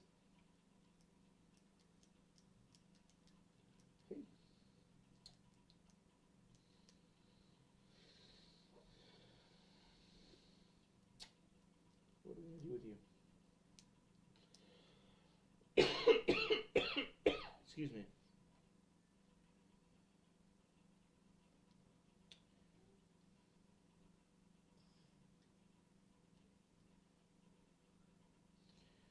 So for English, I learned it once. For a recap, Matthias Ekholm scores at 11:17 of the first period, assisted by number 97, Connor McDavid. The power play summary. Sam Bennett, 2 minutes for tripping. Warren Fogle, 5 minutes for kneeing and a 10-minute game misconduct. Oliver Ekman-Larsson, 2 minutes for tripping. Seemed like that was a knee to me. And Evan Bouchard, 2 minutes for roughing. All in all, power plays are 1-2 apiece. Oilers are 0 for 2. Florida is about to be 0 for 2. Difference is Florida had a 5-minute power play, did not score. Bunch of skadoosh. Let's go. Period number 2 is underway. Brian celebrating a birthday here tonight and joins us now. Years around the sun for you. Can you think of a better way to be spending it than this? Only one other way, and that's a parade back in Edmonton in about 2 weeks. That Oh, would be right, the you're a ultimate good dad. prize for sure. How's your heart rate during these games? Well, I can tell you, it's fluctuating minute to minute. When we got the 5-minute penalty against us, it was a little high, but when we scored on the 4-on-4, it came back down, so it was all good. Reflect right now, but for yourself, I mean, sitting in this building in 2015 and now being here, what do you think? Well, it's really full circle. We had a little draft party just down the road from here. It was such an exciting night. Connor was so excited to finally get to the NHL, and 9 years later, here we are, back where it all started, sort of thing. So it's been an amazing journey. And Nurse is back on the bench. No, he's gone. One more thing to Yeah, accomplish. Nurse is out for the game. Happy birthday. Thanks for joining us. Something Thank you very doesn't much. feel Appreciate right. it. Chris. Connor with his 32nd point. You're seeing some traffic at the benches as Darnell Nurse Panthers win the face-off. has gone back down the tunnel. Evan Rodriguez is unavailable at least to start the second period, and the Panthers on the power play with a minute remaining in the Evan Bouchard minor. And yeah, you got another D and Bouchard in the box for the 54 seconds, so just a pair sitting on the bench. Icing against Florida. It's that time of year, man. You get to the Stanley Cup Finals and Oh yeah, she's watching the game, guys. Now you've got Paul Coffey looking down, As soon saying, as she okay, can speak, who am I she'll gonna tell put you out guys here all in about the it. last little She'll bit? have my job. He's a good option. He'd Yeah, jump as soon as up you there can and put be words good. together, you can have my job. You Rodriguez, can sit here and do there you this. go. There's been Okay. a lot of traffic down those runways. Nurses left down Yeah. 3 times. Listerinen, Yeah. Ekblad, and was Warren Fogle had to go down that tunnel after the game misconduct was assessed. 45 seconds remaining in the third power 30 play seconds left to go in the of power game. play. Reinhart plays it in. Still Played nothing. out and into the slotted team. That was picked off and cleared by Brown, and we got another penalty. Power play coming up for Well, the how about Oilers. that? You 4 get on 4. Your home ice. Can't do that, eh, Paul Maurice? You don't like this. You don't like when the refs even up top. Oh, boo-hoo. When you swear at the refs again? Cry about it. You slashed him. Get it on the other side to hit something on the door. Now you're reaching, and there's... Yeah, that's a hook all day. But they don't call that on breakaways, though. And he looks back immediately. Didn't like the call. Got into the hands. Oh, shut up. Of course you didn't like the call, but you got away with it on the breakaways. Dump in, that was a set play on the power play. All of a sudden, we're back to 4-on-4 hockey again for 33. So the Oilers take a major and a minor, and both times Florida takes an ensuing penalty. Draisaitl wins the draw. 4 meters aside, which was the scenario that produced the Oilers goal. McDavid tried to center, that goes off his feet. And there is Aaron Ekblad back, along with Forsling. It'll be dropped off, and Bennett works his way to center, turned back. Got it to Ekblad over the line. Way offside. There's a shot. That was way offside. Ref, he was so offside you tripped him with your back foot. Holy shit, kid. All the emotion that you have in playing your first Stanley Cup final game. Look at some of these greats, and hasn't always gone all that well in the first one. Mario Lemieux there in 1991, only he had the 1 goal in the first loss. He had 12 points in 5 games in the Stanley Cup final that year on the way. So all those players, those 4 had a point per game you're working on. Stanley Cup. You're gonna fart and dry it. No surprise that they were all quick studies, even if Here comes Kulak. they get off to great starts. Bouchard's back, another Kulak needs to hit 16 hard there. Oilers now 33. Just let him have it. Oilers now on a power play. Power play was A brief one. to get it. Reinhardt did a 1 minute left to go in the power play for the Oilers. Here he goes. No, that's for the Panthers like a cheap suit. Like a palm tree in the winter. Hopkins, McDavid. Ryan Nugent-Hopkins in a good spot. Shot blocked there as Barkov came across. Took that away from Draisaitl in his corner office.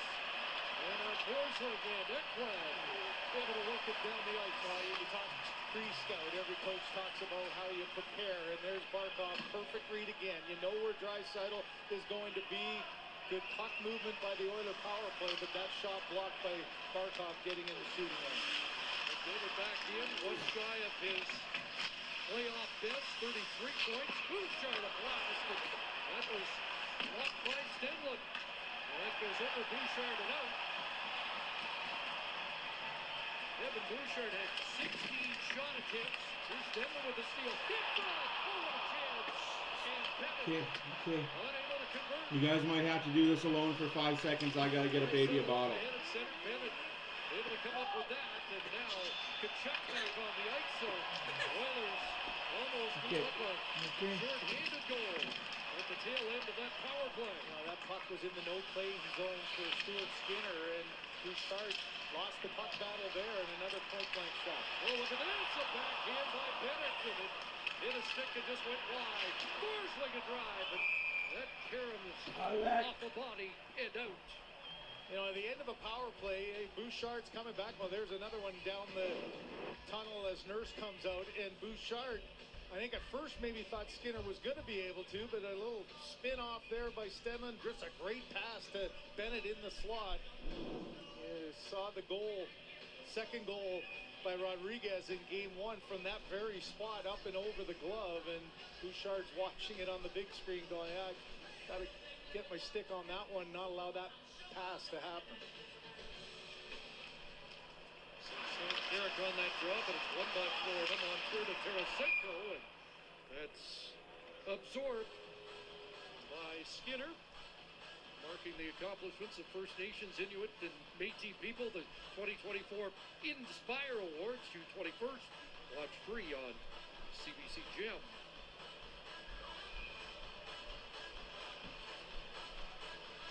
Tarasenko playing in his 115th Stanley Cup playoff game. Had a couple of tremendous runs in the Stanley Cup year. 11 goals. Back in 2016, he had a 9-goal playoff. First shot is blocked by King, down into the corner. Back up to Montour up top. Shot blocked by Skinner as he looked around the traffic to snare that. You know, this is an interesting pairing here. I thought Matthias Ekholm kind of got lost in game one, only 18:57, and there he was paired up with Broberg to try to get a little bit in. You get a power play, an opportunity where Bouchard plays so much, so the notion on the Edmonton bench is, okay, Ekholm then kind of gets out of the mix, and I think that's a wise choice, especially with the issues with Nurse. Give Ekholm that extra minute time. He's so reliable and will help a young player like Broberg get through those kind of shifts.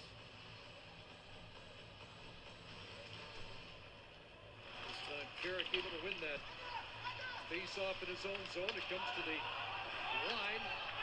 Oh, icing looked like it was waved off. Now a delayed offside is the reason the linesman has his arm up, and play is whistled dead. Yeah, a couple veteran linesmen in Devin Berg and Ryan Daisy, and you know, you get that play at the line, and Ryan Daisy was in a tough spot where he got knocked, and his partner put his arm up to sort of let him know that no, it's offside. Now they're communicating, and I think you're right. I think one of them was saying it should have been an icing, and the other saying no, it's offside, and now I think it's probably going to come back to center ice. No, it isn't. I was going to say, and Janmark thought he could have played the puck, but get tied up with the official, so they are going to bring it right back, unless it's the intentional offside that is creating that situation. And that's what it is, because they are able to make the change. It's not an icing where the Oilers aren't able to change their bodies. It's a long offside that the pass came from the defensive zone, so the faceoff comes all the way back, but you get your players that you want out. Clean faceoff win for Draisaitl. This might be icing, and it is. So they'll do it all over again. Faceoffs were dead even just prior to that last draw at 14 apiece. It was an edge for Florida in game one at 60%. That's the one drop-off in the playoffs that the Edmonton Oilers have had as a team. The Florida Panthers are basically the same, 51.3 in the regular season, 51. The Oilers 53.2 in the regular. They're down to 46.9. They've had trouble with the face-off battles in all three rounds prior to this one. Draisaitl on that other side, and this time Florida prevails. It banks off the shin guards of Henrique out to Montour back in his own zone. A couple of Brantford guys up against each other in this shift, and Henrique and Montour, who are close friends. Nicola back in his own zone. Holloway is there. Chris Knobloch told us prior to the game he liked the work of Dylan Holloway in game one of the Stanley Cup final. Was physical, set up Draisaitl for a chance, and had a couple of shots on goal of his own. Desharnais back. Henrique in support defensively. Around the board it goes. Ekblad has moved up, leaned on by McDavid, who takes it away. And now tries to reverse and skate away from the forecheck, and does. Over the right side, that's broken up by Forsling. Henrique checked at center. Ekblad back in. And played that on goal, kicked away by Skinner. In behind the net, and now played back to the line for Forsling. Into the slot for Hagee shooting, and Skinner's got that in his glove. Well, if you're an Oiler defender, you know when 19 is on the ice, he's going to get to the front of the net, try to create a little bit of havoc, and here's one way, Vinny Desharnais.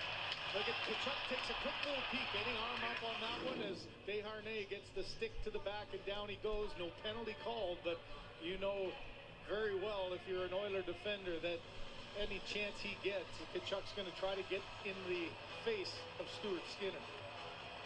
Right after that last whistle, Darnell Nurse came out, took one twirl around the ice, went back to the bench. We haven't seen him since midway in the first period, at least on the ice. Still having another conversation on the bench. I'm sure he's trying to convince the powers that be that I'm ready to go. I'm not sure he's winning the argument yet. And another icing call in a stop and start period. All right, guys, I'm back. When we see Philip Kim on the world stage, we're witnessing more than greatness. All Braves right. unbeatable. The Olympics start July 26th. Watch free on CBC and CBC. What did I This miss? is a big challenge for Paul Coffey, too. It's not like Paul Coffey's been coaching this scenario for years and years. It's his first experience sitting behind the bench in the Stanley Cup final. Now you got a lot of different pairs and makeups, and you got to make sure everybody's prepared and ready to go when the play happens and you have to change on the fly. As a player, he would have had his foot over the boards, and I'll go every second time. Don't worry, coach. 30 minutes, no problem. By the way, Evan Bouchard's been added as an assist on the Ekholm goal, so he now has points in 16 of the Oilers. So Bouchard and McDavid get the assist on the Ekfad goal, on the Ekholm goal, my bad. I mean, he's chasing the guy behind the bench. Paul Coffey. He's getting Take a run at him, isn't he? Ekholm sends it in. Diagonal shoot in. Back to Kulikov. Bumped out by Ekman Larson. Up the boards. And out it comes. And here's Barkov. Long shoot in. Reinhardt laid it back. Looking for a big center iceman in behind the net. Herrick is there. And Paul Maurice getting a matchup he wants. Connor Brown trying to get it out. Kept in. Verhaeghe sends it across. Ekholm will play it out to center. And jumping onto that was Montour. Just past 6 minutes. Tarasenko had to tag up. And Bouchard on this near side. In come the Oilers. It's Zach Hyman trying to get that shot away. 13:35 left to go in the second period. 1-0 Edmonton. Shots are 14-4 apparently. 14-5 for Florida. Could swear I've seen at least 6 shots by Edmonton in the first period. But that's neither here nor there. Lusterinen at center. Over the line is into Lusterinen. Looked like he was not going to come back in this game. Now McDavid coming back for the Oilers. Bouncing it in. Wide of the net. Gets his own rebound. Funny how both Florida players looked like they were out and wouldn't be returning to the game. Next shift, they're back out there. Garbage. Garbage. Ekholm trying to seal the board, but it comes out. Lusterinen from the red line bounces it in. Be interesting to see if Paul Maurice tries to get Barkov. 12.5 left to go in the second period. Try to get a little offense going here. Just 5 shots on goal almost halfway through this game. Draisaitl had it bounce past him, but out it comes. It rolls down towards Skinner, who drops it around. Getting there is Stenlund. Interference there by The Manitoba Moose plays it in the far corner. Okapozo. And Holloway scoops it off the boards back inside the Florida line. Kulikov went high. Icing against the Florida Panthers. It's an icing call against the Panthers. You know, it's the balance, isn't it? You look at game 1 where the shots were so skewed the other way, but I gotta be a little toned down. I got a baby next to me. You don't really have to force anything, and that's where this Panther team is. Y'all are doing the wave. I love it. Appreciate it. It's a little bit more anxious. You can see. Let me join in on the fun. Counting his players, we got to get something going. You got to generate. This crowd is quiet, and if you're the Oilers on the road, that's exactly what you wanted to try to create, and they've been able to do it to this point.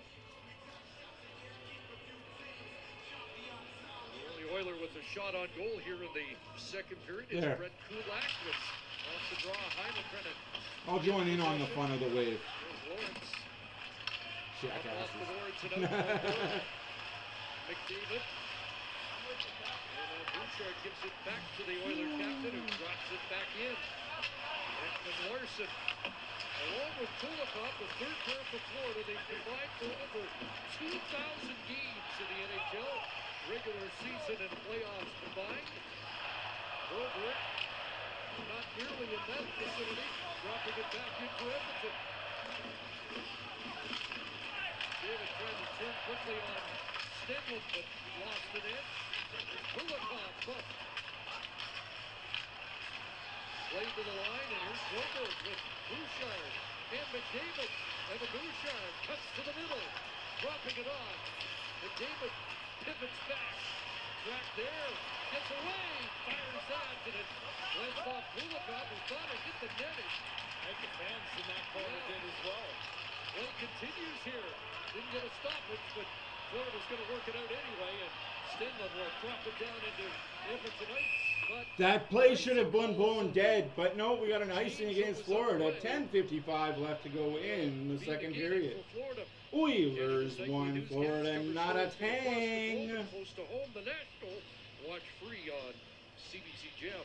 Oh, there's one of the pressure shifts. They just try to keep a mismatch in from a line perspective and get them hemmed in, and that's exactly what the Oilers have been able to do to Florida. Now they're trying to take as much time as they can, and immediately 5 seconds, ref. Tries to take advantage of a tired group. Everybody out there for Florida, at least a minute 45 on the ice, but they do win the draw, and Ekman Larsson will bounce that down, and the change is underway. Not everybody gets off though. And that's offside against Edmonton. Offside is called. Oh, Ekblad, your ankle's so sore you can still lay big hits, eh, bud?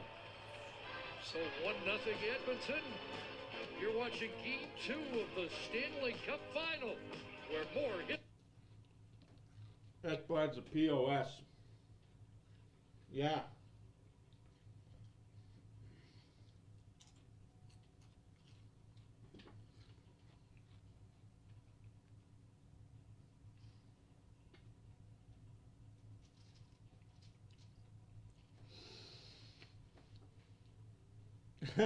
Interference on Skinner. He was in the way.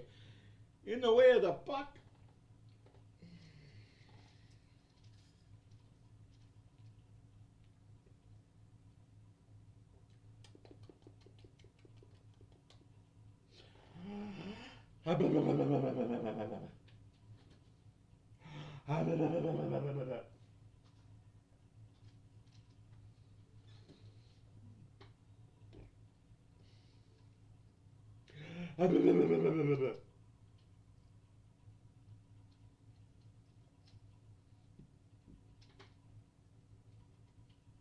Absolutely.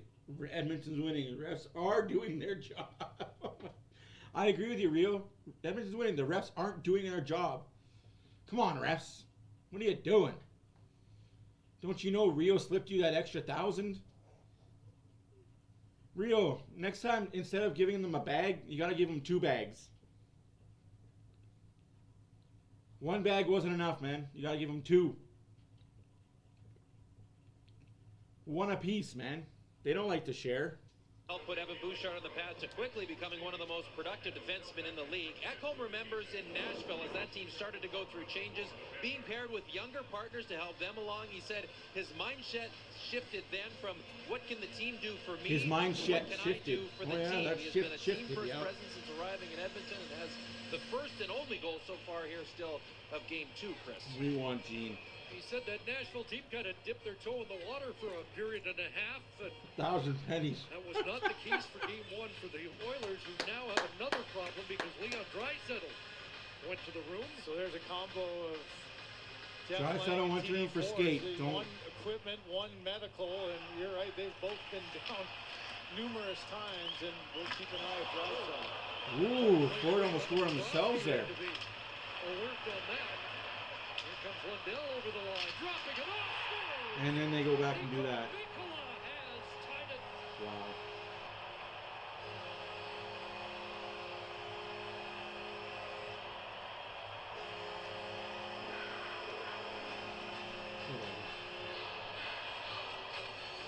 He has 5 goals on the year, and that's his 3rd against Edmonton.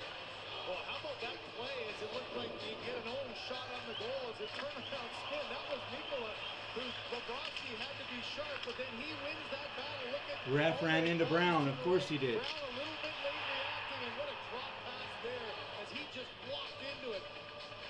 Lundell with a knuckle puck there as it was standing. Whoa, it happens, guys. And for Stuart Ref was out of position, ran into the other player, stopped him from playing his position. Imagine that. But Oilers got to get the next one here. Defenseman answering for the Florida Panthers. Nicola was his 2nd of the postseason. 3 goals in the regular season, including a... Hey, we got a tie game now. Refs, you want to call a penalty against Florida now? So we hit the midway mark of the second. Here in game 2. Did even a 1 goal apiece. I just don't understand how the most penalized team throughout the entire playoffs hasn't got more penalties.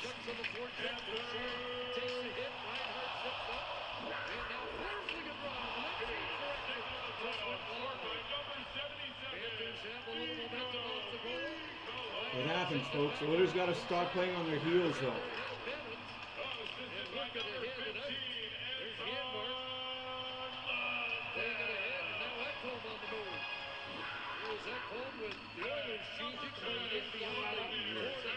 And she wouldn't take it from me. Tarasenko also draws an assist on the goal at 9:34. 9:34 of the second period. Plays that his second towards the from corner, goes high in the air, and ends up off the netting it out. Yeah, let's talk about the goal again. Let's continue showing the highlight of the goal. How many highlights do we see of the Oilers' goal? I maybe saw 1. I saw 2 or 3 upstairs on the ABC feed. Of course, you're back, right, Munchies? You're the Florida Panthers, who you don't even cheer for. You're from Northern Ontario, you fucking goof. Fuck. Well, I mean, it's not like Ottawa ever makes it. Ottawa never makes it. Toronto can't get out of the first round. So I guess you gotta cheer for somebody.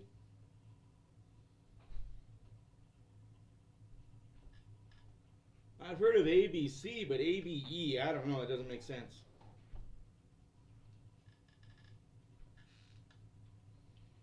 That's their goal sound when the Panthers score. It's a Panther roar. Kind of pathetic, but hey, each team has their gimmick.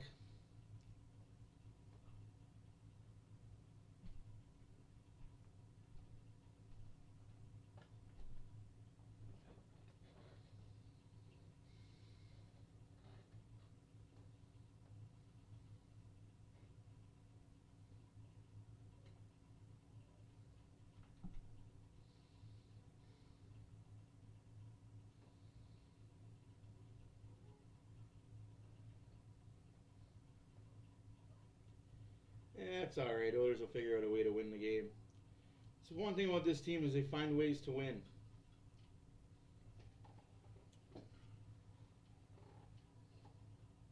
Oh, we're coming back from commercial break. We got to talk about the Panthers.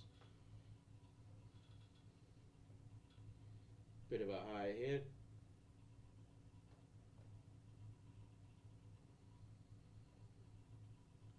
Yeah, Nurse is pissed. He's hurt.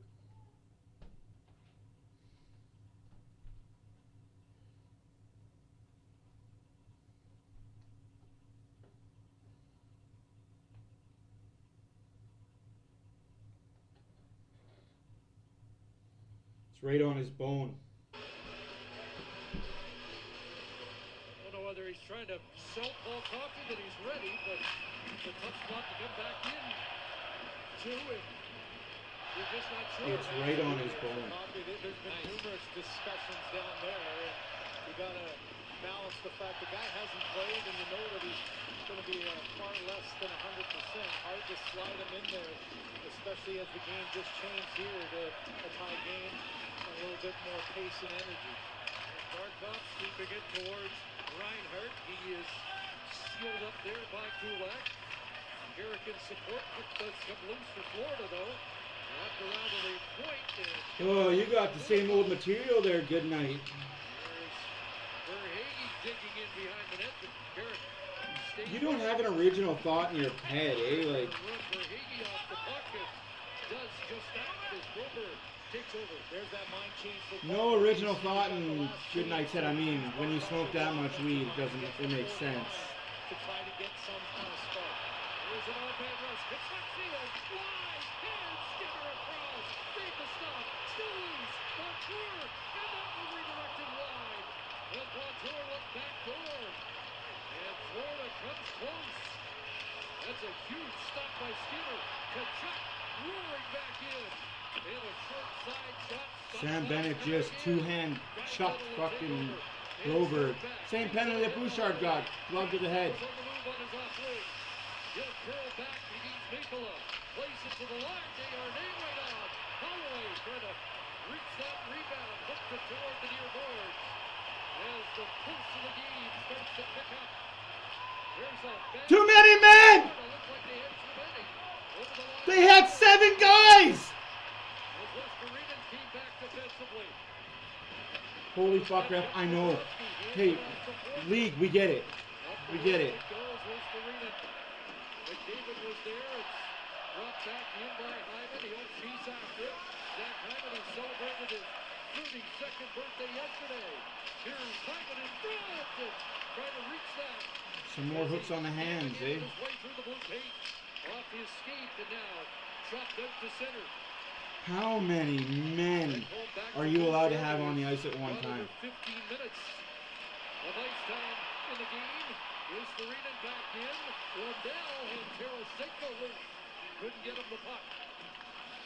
Now What a McDavid joke. moves to the inside. Got upended by Verhaeghe. Penalty pending. Out of the net goes Skinner. Extra tackle will be on. Evan Bouchard at the line. He finds Draisaitl coming over the boards. Barkov picks him up. Bouchard for McDavid. 6 on 5. Midpoint. For Bouchard. Back to McDavid.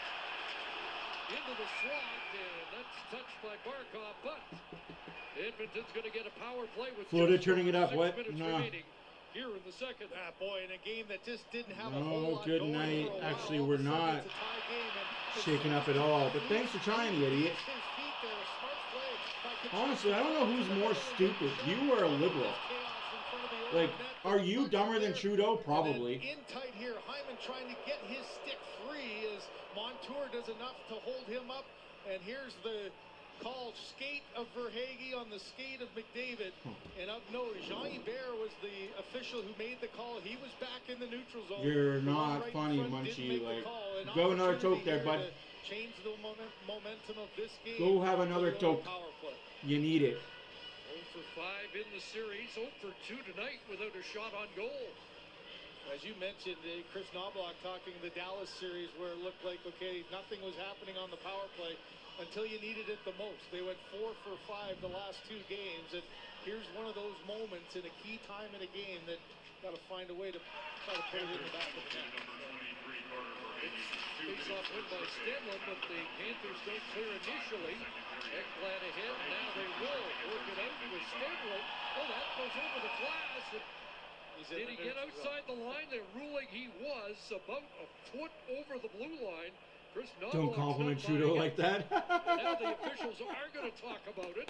They're allowed to talk about it, but it's not a Well done, reviewable Drake. play. But all 4, as they do in this situation, what did you see? What did you see? Let's have a look. Ooh, yeah. That's a puck over glass. That's a penalty. 5 on 3. Come on, refs. Defensive zone side, that should be a 2-minute penalty and a 5 on 3. Puck over glass. 5 on 3. 5 on 3. Get the call. Now, this is again where I just think that Let him review it. Review Let should be review. used in this situation. That should be reviewable. It's not. Instead, you're relying on the 4 to have the discussion. And they Wow. this time. That's Good a job, break for refs. the Florida Panthers. You're doing We your saw the job. reaction to You're Chris Knobloch doing looking exactly down at what his Gary told you to monitor. do.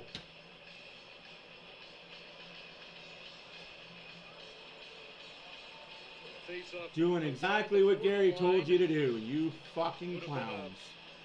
A lengthy 5 on 3 as well. Yeah, again, that's where the video review, we do it for everything else. Get the Yeah. right call. Get it right. Next year they'll be able to review it. Now, a lot of situations the coach might not because he doesn't want to go 2 down. In a short-handed situation, the Oilers would have certainly challenged that. As now they go to work with the 1-man advantage. Draisaitl, long rope, Bouchard looks it up in the blast. Jesus, shot off the post. You heard that This is thing. something that when you've got the weapon of the shot of Bouchard, 90-plus mile an hour, and when nothing's happening and the lanes aren't open up, I think you got to do this more. Force anybody who's going to stand and try to block that shot to try to take Of course you're glad. You're an idiot, so I wouldn't expect much from you. You're not used to watching hockey past June or that May. will open up the passing lanes if you blast a few off of a defenseman or a forward trying to make a block. 94.5 miles an hour on that push bomb. It'll be kicked back to him again. Draisaitl, far side. Stick knocked out of the hands of Hyman, who quickly retrieved. Bunch of cross checks in front of the net, no calls, eh? And now down low, the shot, and Bobrovsky. You're a fucking little bitch, Ekblad. Little fucking bitch. Makes the save. Where did he get that? It's stuck under his arm. I mean, that's incredible. And you know that he knows exactly where Draisaitl is. You've got to have your eyes all around. Draisaitl lost his mouth guard. He actually picks it up there. And then nice job of Zach Hyman was in the eyes. Watch how delayed it was for Bobrovsky because of Hyman's positioning. And then trying to go up, just launches his body across and falls backwards, but able to get that shoulder there and hold on. Just under a minute remaining in the power play. And just over 5 minutes left here in the 58 seconds left to go in the power play for the Oilers. Break this 1-1 tie. 5 minutes left to go in the period. Draisaitl, he just spun that into the slot, and there were Panthers there. Was Verena. Will dump it back into Edmonton ice.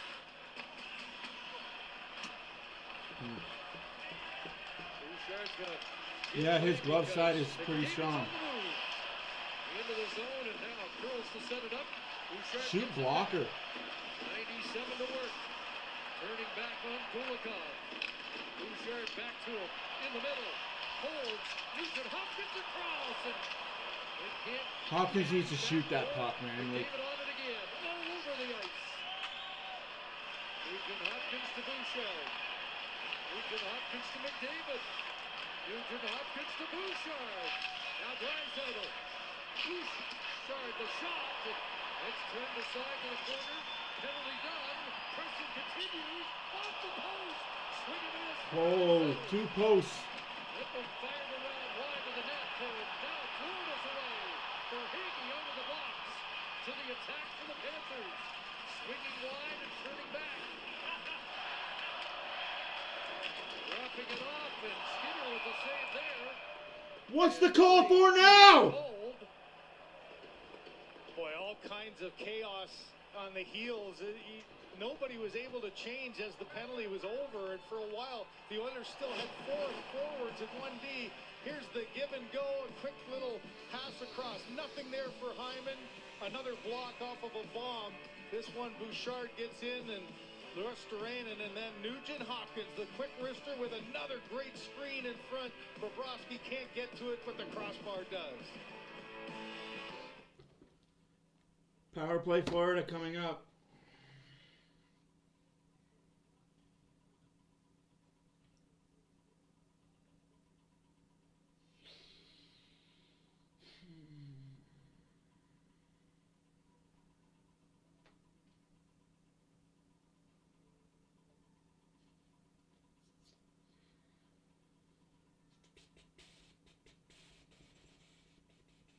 It's almost becoming sickening predictable when it comes to the NHL. Munchie, shut your fucking mouth. Like, I'm letting you go a little bit with the leash, but eventually one of my mods are going to make you feel like a little fucking child if I don't. Because I will make you feel like you're 2 feet tall, and I know you're not even 1. But, hey.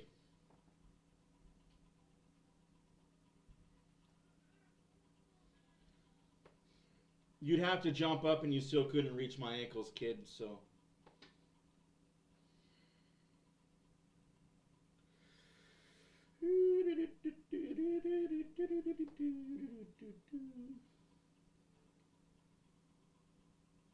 Good question. What was the call? I didn't see anything. They didn't show it on TV, so unless they caught it on the ESPN broadcast or TNT or ABC, whatever the American feed is doing. But I'm sure we'll see the replay of it. Bouchard for slashing, apparently. It's into the hands. Really? Really? That's the penalty you call? You let 5 of those go last game, and 2 of them already let go this game. After a huge kill with a couple of close calls. Good job, referees. 3:30 left to go in the second period. 2 minutes left to go in the power play. So far on the power play tonight as Reinhardt brings it in. Reinhardt with 27 power play goals during the regular season, and Edmonton gets another clear as Ekholm bounces it down. I don't get it. Oilers got to fight through it, though. They got to figure out a way to fight through the bullshit, and they know this. 19-7 Panthers. Hagee in, he's checked it. It's bounced back up. Maybe a chance for Brown here. Connor Brown working down that right flank against Montour. It's popped up to Janmark. He'll play it to Broberg. His shot explodes off the end glass. Brown after it there, trying to end forward in their own zone. Now goes to the bench on a change as Barkov makes his way up. Reinhardt to the line. Checked there by Kulak. Pushed ahead, and Hopkins drops it back into the Florida zone. Past the minute gone, and the penalty to Bouchard. Then it turned right into the check of Nugent Hopkins. Hey, Rio, what happens when you cross the line? Oh, wait. Matt takes it personal. Sliding it through. Skinner's got that. I love you, Rio. As Tarasenko cut in. Well, you see it, just the pressure in all three zones. The Oilers continue to stand up at the blue line, so they don't allow you to get an easy entry to get your setup. And then even trying in your own zone, a good job of Nugent Hopkins. Good press at the line, and then a shot from the outside you'll take all day. It allows Stuart Skinner to not have to worry about any threat side to side. The middle was taken away, a shot from the outside. Now you settle things back down again. This power penalty kill has been in sync for power penalty kill. Yeah, call it a power kill because that's what it is. Chris Knobloch took over. It was at 70%. Early in the year, chance in front here. Stopped by Skinner. Huge save by Skinner there. 2 minutes left to go in the second period. 30 seconds left to go in the power play. Shots are 21-7 for Florida. Score is 1-1. Kelly Rudy will say a quick play happens. What a play by Rodriguez. But watch, that 3 feet that he comes sliding out just takes away any kind of an angle for Bennett. He had to try to stop that puck. If he's sitting back in his net, that might find a hole through. Instead, tries to close the gap between the shooter and his positioning, and he did so effectively. Half minute left in Evan Bouchard's penalty. Nugent Hopkins against Lundell. Yes, Rio, we appreciate you. Up in the corner. Were you cheering for LA in round 1 as well? So that would be 4 for 4. Off the boards ahead, it does get inside the line, and Henrico pushed it a little deeper. Up for Sam Bennett. Back in comes Florida. Give and go play doesn't work. And it's cleared. Penalty kill over. Again, 32 for 32 are the Oilers. 1.5 left to go in the second period. 1-1 is the score. Sends it in. 4 more penalty kills tonight for Edmonton. And now the Panthers 0 for 6 in the series. Along the boards, Ekholm comes to Verhage. Drops off his stick and then flipped to the air over the glass and out. And we'll check in with Kyle. Okay, Chris, a reminder, the largest 50-50 raffle. 1:16 left in the second period. 21 shots for Florida, 7 for Edmonton. Oilers are still winning this game. Draw date the night of Game 4 and is in support of the Edmonton Oilers Community Foundation. Get your tickets anywhere in Alberta at edmontonoilers.com/5050. And I got a reminder. Stay tuned. Second intermission. Kyle's going to get a visit from Sir Charles Barkley. It's an annual thing in the Stanley Cup now. Charles is a huge hockey fan. And a foul. And it's gloved ahead. Hand pass. So down to a minute 2 remaining. We hit 97. In the second. And as he does always. Thank you guys so much for subscribing. You guys are amazing. He got hit pretty hard in the first. He put his hip just far enough away when he got hit. It didn't absorb on the boards. he might have hit the ledge on his hip. He's saying that it's a bone, which is going to really suck for the Oilers, but... Against Florida will set things up. Well, here's how that was a while ago as it bounced over the stick. In years ago, they would 53 seconds left to go in the period. 21-7 shots for Florida. 1-1 is the score. Offensive zone. So an opportunity here that kind of presented itself out of nowhere for the Oilers. 2-4 Second score. period, 12-3 Florida. Oilers have hit a couple of pipes. 2 posts for the Oilers. Saw the Nugent-Hopkins crossbar. Face-off win. Bouchard, glass. And that off the shin pads of Verhaeghe. Ekholm will cut him off with the pass. Here's Carter Verhaeghe flipping that high over Skinner. Ekblad moved up, played it behind the net. Swung around, but onto the stick of Verhaeghe to Ryan. 31 seconds left. Just eat clock, guys. And now Verhaeghe off the boards. Barkov's shot. Get the puck Glanced on out. somebody and up over the glass and out. Boy, another example of, you know, you think of, okay, Selke No worries, Rod. defensive-minded, but man, the instincts offensively for Barkov are just off the charts. Holy fuck, let's just continue talking about Barkov, the slashing little bitch. He gets away with every hook, every slash, every hold. Holy fuck. Dude, get off his nuts. I bet you suck his dick more than his wife does. Combination of his size, reach, and strength. Okay, good night. Alright. Again, something more original, bud. Think of your own material. I just saw that like 5 minutes ago on Twitter. Get your own material, kid. Duel with Rodriguez. And Henrique wins it, flipped away at center. Oilers on it. That's not offside, you fucktard. 17.8 left.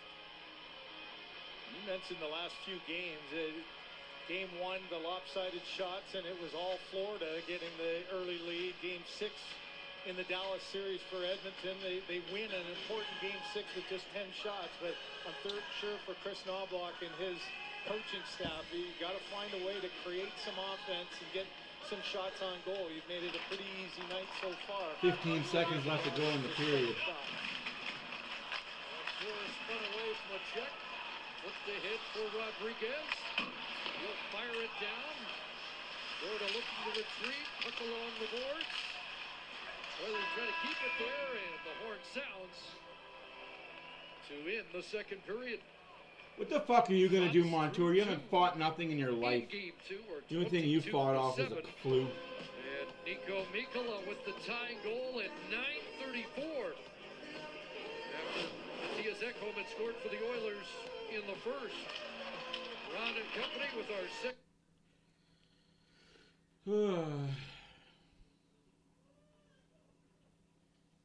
Well, folks, 2 periods down, 1 period to go.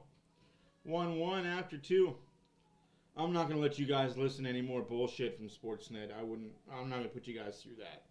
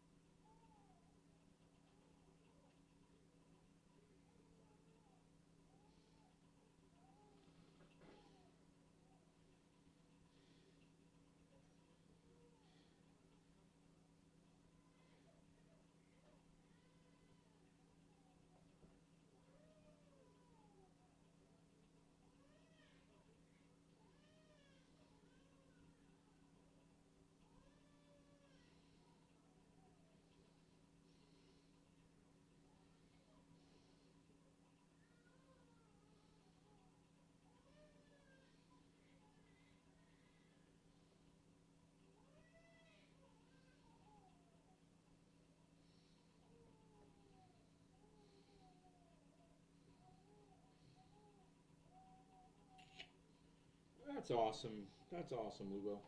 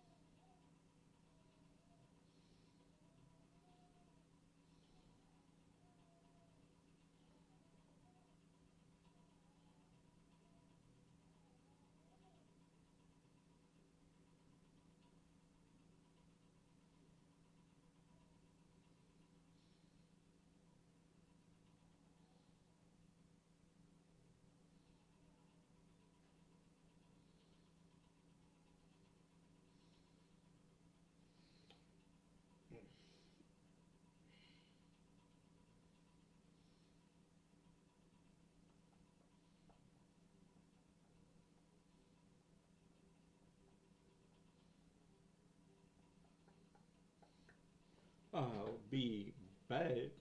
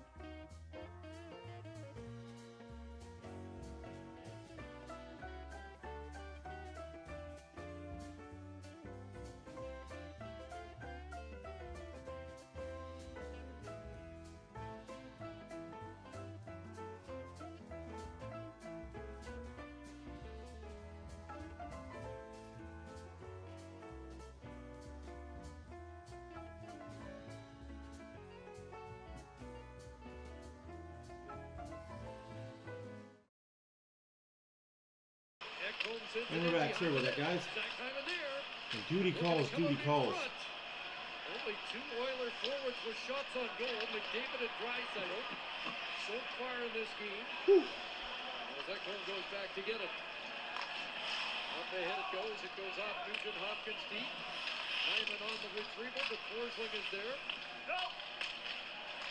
David almost came up with it, but here's Mikkola who has the game-tying goal. Matthews to check after he has 4 shots in the game. Flying in there. How is that not a penalty? The guy jumped and hit him in the head. Ref, I know it's Bennett, but fuck me, you fucking troll. And over the line comes Kulak, sifting through and getting a shot on goal. Like, Broberg is not a small man. You jumped and hit him in the head. Who has one as well. Deep for Draisaitl. He'll center it up. Slot shot. Here's Holloway. A bouncing puck. He couldn't get his stick on that. It's just the second shot. Oh, yeah. Okay, Munchies. In the game. Take command of what? Sucking dick? But not yours, though. Because you don't have one. You got a small wee nut. A millimeter Peter, if they do say. Ekblad completely interfering. Oilers started this third period with a purpose, aren't they? Yeah, it started with Zach Hyman, really a determined first shift. You only had 7 shots coming in. You've already got 2, and you know that you have to try to generate something positive here. As Carl said, an important third period here for both. Kulikov in and leaned on there by Desharnais, who knocks him down. Flying in with Tarasenko. Lindell able to hold his own. Really worked his way to the net. He gets tied up. What are you bitching about? Florida does that the entire game, you fucking idiots. Florida Panther players hold on to the stick the entire fucking game, and you guys want to bitch about that. Sit the fuck down. Nobody cares about you. The stick from Stenlund, he couldn't control it. Bouchard a second whack at that. McLeod trying to clear. Holy fuck. Turn back in his own zone. Stenlund, stick broke. Yeah, I know I'm small, but it's okay. I still satisfy your mother at night. Overspeaks the puck.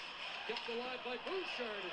I may be tiny in size, but I got big girth in her. Might have had a chance. Ryan McLeod in his own zone. I bring that small penis energy everywhere I go. Now it's fed to the near side for Rodriguez. And back over the stick, Rodriguez. Of course, bad giveaway by the fucking Oilers. Back of the fucking net.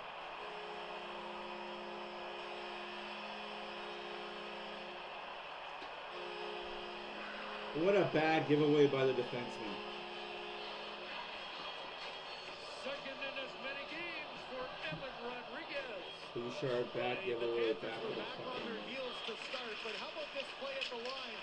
As Ekblad keeps it in and now keeps the pressure on. You got a combination line here of 3 different ones. Rodriguez. It is what it is, folks. You can't give the puck away like that. Brown standing still. Bouchard just puts it on his fucking stick. Is back deep in his crease. Thought the puck was going to be going the other way. What did Kelly Rudy say?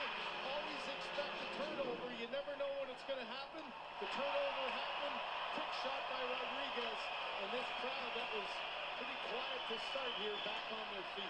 3:11 time of the goal here in the third. Rodriguez with his 5th. Well, maybe now the refs will start calling penalties that are fucking penalties, eh? Canada's largest and most reliable 5G network. Here's why you It's saw all good, some Rio. desperation out of the Oilers to start here. Just one slot shot in the first 2 periods. Ozone time a little bit tilted. Game's not over yet, you fucking man. I'm gonna watch my tone. Because I don't want this guy crying. The late reaction of Stewart as it went through McLeod. I don't want this guy to cry and ban me on YouTube. He seems like to be that person. If you insult him, he'll report you. He made fun of me. His ability to play up and down the lineup. Power play penalty kill. Here's a chance. Pass came across. Kulak went in and then looked across the ice for Hyman. Bounces in the corner for Hyman. Get behind the net now. There's David looking to center. He'll bring back again. That ankle of Ekblad looks pretty fucking good, eh? It'll be Kulak and it's kicked away by Bobrovsky. Gustafson's turns as if nothing.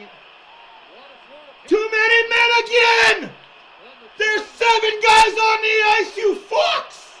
How about that stick handling display by Connor McDavid behind the net? Just bought himself a whole bunch of time and created that shot for a chance to get through.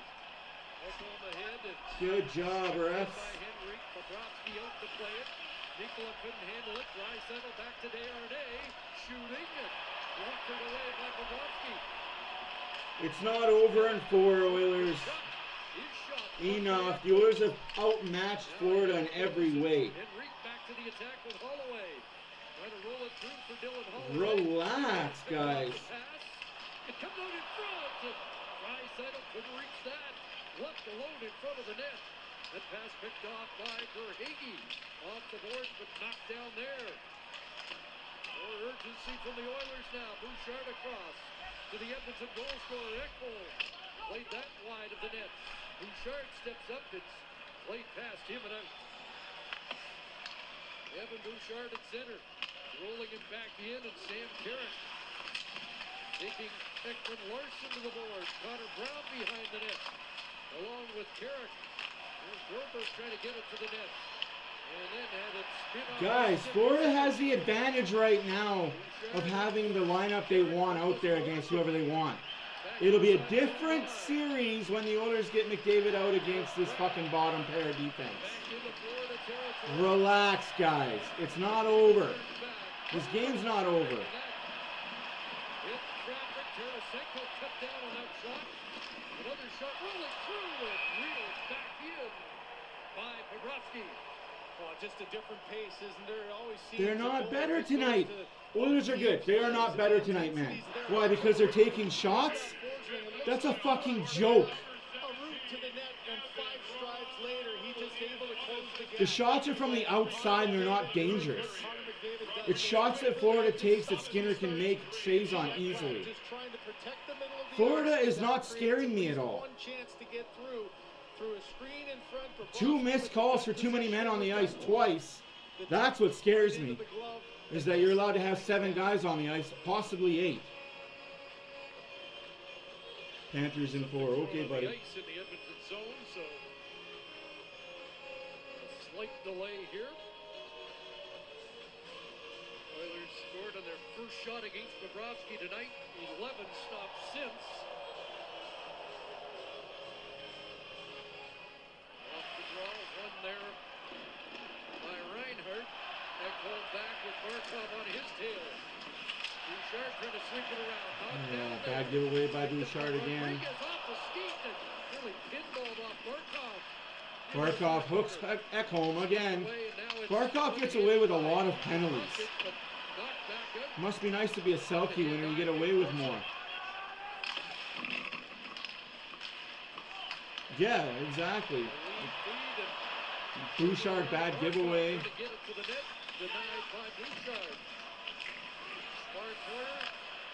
Where's the 5th player? Matthew Tkachuk cycling it back, but Verhaeghe can't reach it. Bennett storming off the bench. That shot turned away by Skinner. And out of play, 6:40 gone. Guys, you have to remember, Florida has the benefit of last change. And Florida has the benefit of who they put out there for their defensive pairing. Once it goes Edmonton series tied 1-1, I'm not fucking worried about Florida. The Oilers will have the match. They'll be just fucking way better because they're going to have McDavid and Draisaitl go out against fucking the third line of Ekman Larson. Just relax, guys. Like, holy shit, I get it. I get it, you young Oiler fans. I get it. You've never seen this team win a thing. All you know is hate. All you know is losing. Just stop with the millennial bullshit of, oh, woe is me, oh, woe is me, this team is bad. Get that fucking shit out of your head, man. Like, get the negativity out of your head. I know that's all you guys know because you guys live in a world of negative bullshit and you've never seen a good world in your life. But trust me, pre-1999, this world was fucking amazing. Just fucking amazing this world was.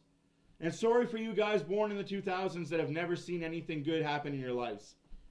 But Jesus Christ, there's more to life than this, man. Watching these games and reading these comments shows me what age gap there really is in this world. And how people younger than I'd even say 30 just view the world as negative. Like, suck this, suck that. We have a bad play. We suck. Like, god damn, how rough has your life been? Early in the third, the difference so far, you felt the urgency. Hey, I grew up in the era we drank hot water from a hose. We went down metal slides and burned our forearms and our legs. The street light was our timer to get our ass home. Come on, guys. The gate and put some good efforts in. But all of a sudden you get a goal now you're chasing, and we talked about the ice time. A guy like Evan Bouchard with Nurse being out of the lineup, it all of a sudden... It truly is for you guys, like, just doom and gloom, man. All you guys know is that decade of darkness. Each and every time, make the minutes difficult because I'm sorry to go on that rant, but it just shows me that a lot of the fans know is doom and gloom, decade of darkness. Redirect off the sticks of Oposo. And now Edmonton on it, flipped ahead. The Oilers have 12 shots, 8 from their defensemen, 4 from their forwards, and 4 from Brett Kulak in the game. So they need more, and Ryan McLeod plays it to the far corner.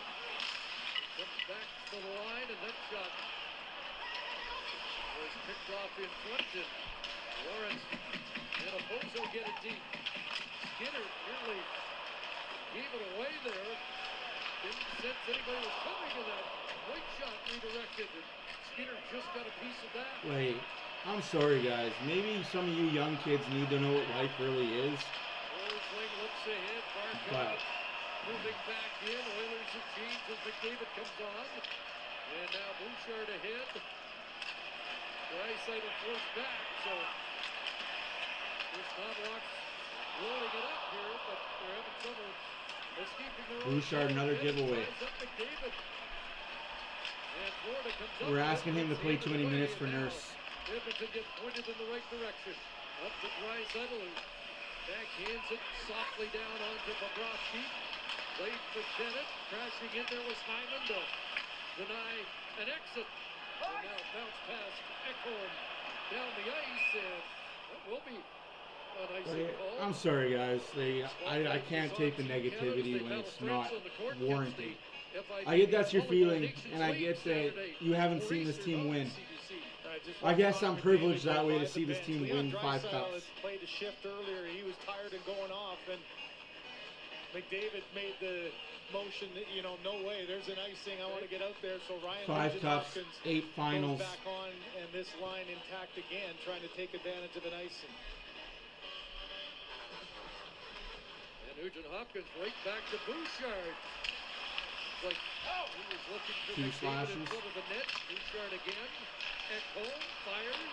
A high on Bobrovsky. The rebound was loose momentarily in front. Pacheco play it down the ice, and going to be globbed down by Skinner. Crashing in there, good shot. Bouchard. 11 and a half minutes left to go in the third period. 2-1 Florida. Shots are 26-13. And Skinner is able to pounce on that puck before it reached Carter. I think we're playing better. Well, Zach Hyman has been. I think if it wasn't for one dumb pass that shouldn't have been made this game. Shut up, Kachuk, you fucking baby.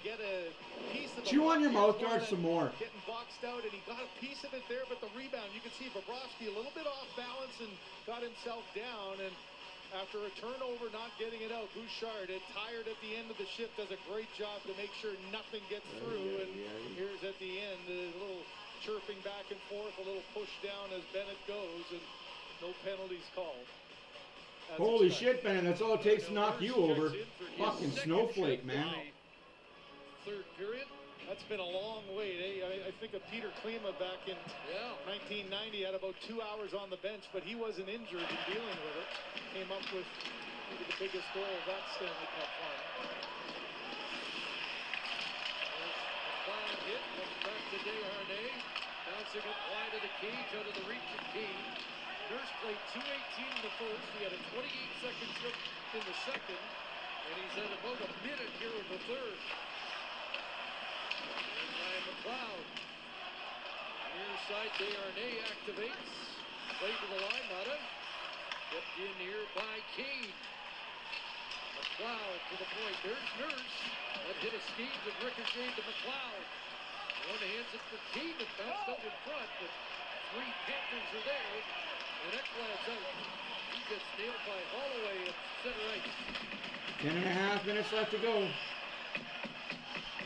me, that was a Bozo who advances on the forecheck. Yeah, Drake, I agree. I don't get it, man. I get it sucks when you're down. I get that it sucks when we're losing. Shifting gears, heading in against Kulikov, turns it back. Kulak trying to get a shot to the net. Broberg hasn't played past him, and it'll be another icing against Florida. And right over the boards, almost on the whistle, was Connor McDavid. Yeah, it kind of reminds me of an old captain with another 9 next to the first one, as Gretzky would always just be right over. That puck was just inside the blue line, and his foot was halfway over it. You don't even have to look back to the coach on this one, and the loaded up line gets back on the ice.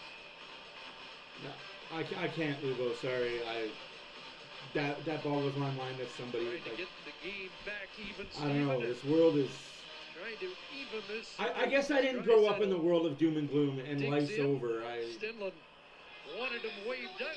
Not this I'm time. sorry if people did, but I guess I didn't live in that world. Stenlund able to win the draw, and that's been played out. Looks like it's going to be another racing as they'll do it again in the Florida zone. Yeah, the one thing for Stenlund, you got a little bit of a mismatch, but he was good in the face-off dot in game 1, and here, at least on his strong side. So Draisaitl trying to go strong side, Stenlund the righty trying to go in the right corner. I'm more rattled the idiots who keep saying Skinner's done and the Oilers are done in 4. Like, he does get waved here, so Connor McDavid, 4 wins, 5 losses, and Stenlund prevails again. And off the stick of Hyman and onto the netting. Well, you just know the importance of those face-offs, critical. So we pass the midway mark of the third. We'll take halfway a through the timeout. third period, Florida 2, Oilers 1, thanks to a dumbass play by Bouchard.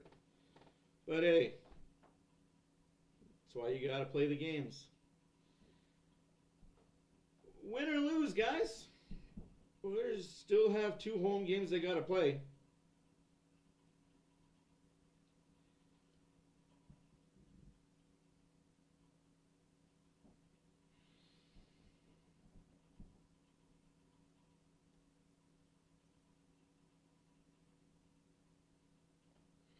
Hey, Edmund, sorry I missed your call, man. I was in the middle of something.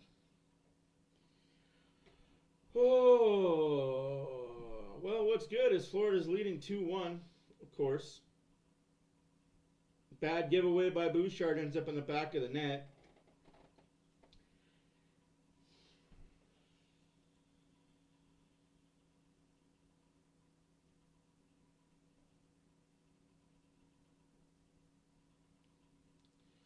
Oilers are playing well enough to win, but not well enough to win, if you know what I mean. Like, they're playing well enough to win, but at the same time, they're also playing not well enough to win. They got to find that second or third gear.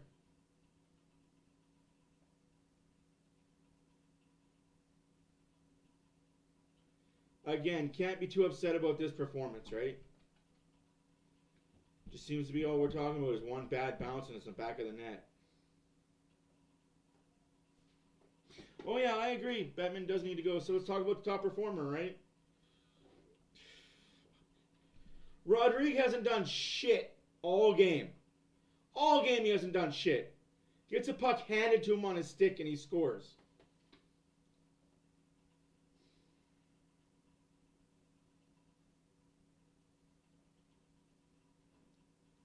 Of course, that's all Sportsnet's going to talk about, though. Paul Maurice, first time in a Stanley Cup final, has not looked overwhelmed with a couple of goals, and his second. He hasn't looked overwhelmed yet because he's at home. Wait till Florida's in Edmonton. They'll be overwhelmed. You thought the Vegas crowd was bad. He's played with Sidney Crosby, with Nathan McKinnon, and becoming a Stanley Cup playoff hero here in Florida. And play called. What do we got? Oh, baby, Barkov got hit. Oh, boo-hoo, Barkov. You got hit. You didn't like it. I'm going to fake injured. If I fake injured, they're going to call a penalty. If I fake injured, they're going to call a penalty. Boo-hoo, Barkov. I'm going to fake injured. Yeah, get the trainer out here. Get the trainer out. I'm going to fake injured. Trainer's out. Okay, did they call a penalty? Fuck off. You got hit like you've been hitting everybody else all series. You got hit like you've been hitting everybody else this series, you fucking baby. Let's have another look at it. Yeah, right in the jaw. Now the officials conferring, and is there going to be a penalty? He had his head down. Right along the numbers. Keep your head up, you fuck. No arm went up as the play was going, but because he was in concern, look at the tap out. Yeah, good job there, Ekholm, choking somebody. Yeah, good job, you fucking dick. Yeah, you're fine, aren't you, Barkov? Well, this continued on. Ekholm and Tkachuk had a pretty good discussion on their way to their respective benches. Paul Maurice waiting to see Ekblad and Barkov, two biggest fucking pussies on the Panthers. Yeah, I'm fine. I was looking for a call. No call was made, eh? Oh, shit. Barkov's up and headed to the bench. Well, you can clearly see it's in the jaw, and anytime you get hit there, oh yeah, right on that right side. Whatever gets hit in the jaw. Talk about fucking Broberg getting hit in the jaw with a leaping hit. Throw a pair, you fucking pansy. Edmonton 29 minor penalty for roughing. That's it. That's it. Good job, Panthers.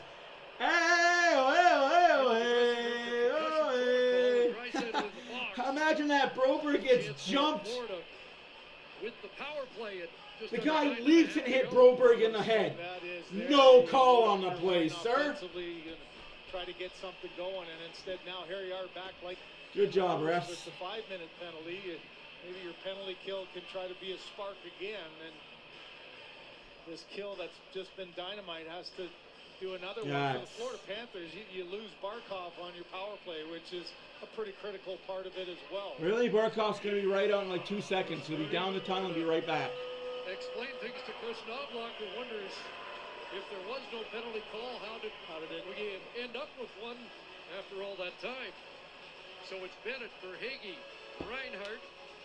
Thank you, Northern. What a joke. Montour and Tkachuk and Barkov. Who's in the room? 2 minutes for roughing. And Carrick out along with Nugent Hopkins. Darnay with good reach to get a stick on that.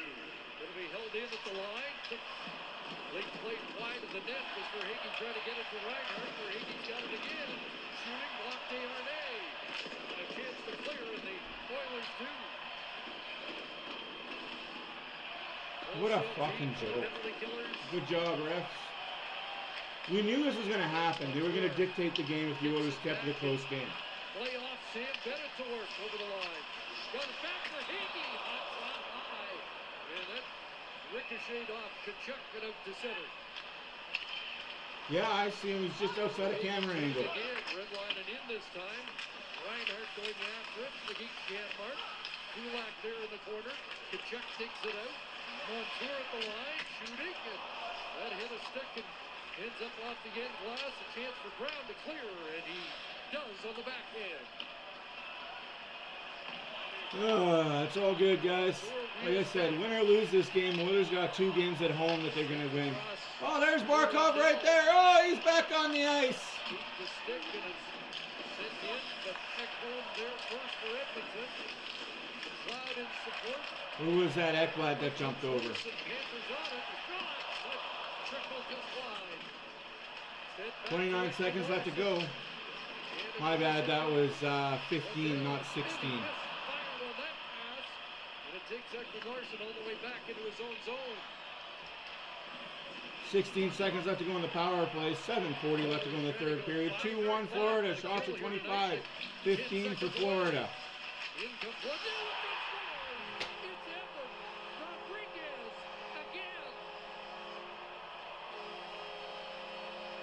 Good job, refs. Great job, refs. You really dictated this game for him. The Panthers had nothing going on. They couldn't get their setup. They were thwarted time and time again. A minute 54 into the power play, and sometimes it's just the simplest things. From the outside, Lundell with 3 players around him knows he's going to get pressured, so just throws it to the middle, and you can see inside position. Does a great job of threading it through, and the tip up and over the glove as Rodriguez back-to-back goals in this third period to give the Panthers the 2-goal lead. 2 goals in Game 3 against Boston, and 2 goals in Game 2. It is what it is, guys. The Oilers can't keep battling.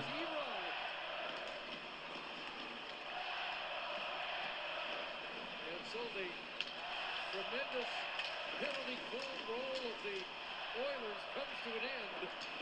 I mean, you gave him how many power plays this game? And that one just was in the nick of time to be a power play goal. Here's Heinrich trying to bust in. Big front, and Bobrovsky is stopped. Lost the mask after a chance. You gave them 4 power plays. I sure hope they're going to score on one of them, for fuck's sakes. Wow, and that was a 1-5 on 5 minute. Join the play. Good job, Florida. Yay. Good job, Bettman. As long as I'm commissioner, no Canadian team is allowed to win a cup. Gary Bettman. Yay. Right on that mask for Bobrovsky. Flips his head as he feels the snap right there. The left one came off. And he Munchie, just shut your fucking mouth, man. Like, they aren't in the same class. You're a clown and a half. Of a hard shot by You're not only are you not on my level, you're not on the level below me. 11 of the last 12 games, Bobrovsky's allowed 2 or fewer. Oilers trying to change that script, but under 7 minutes to do it.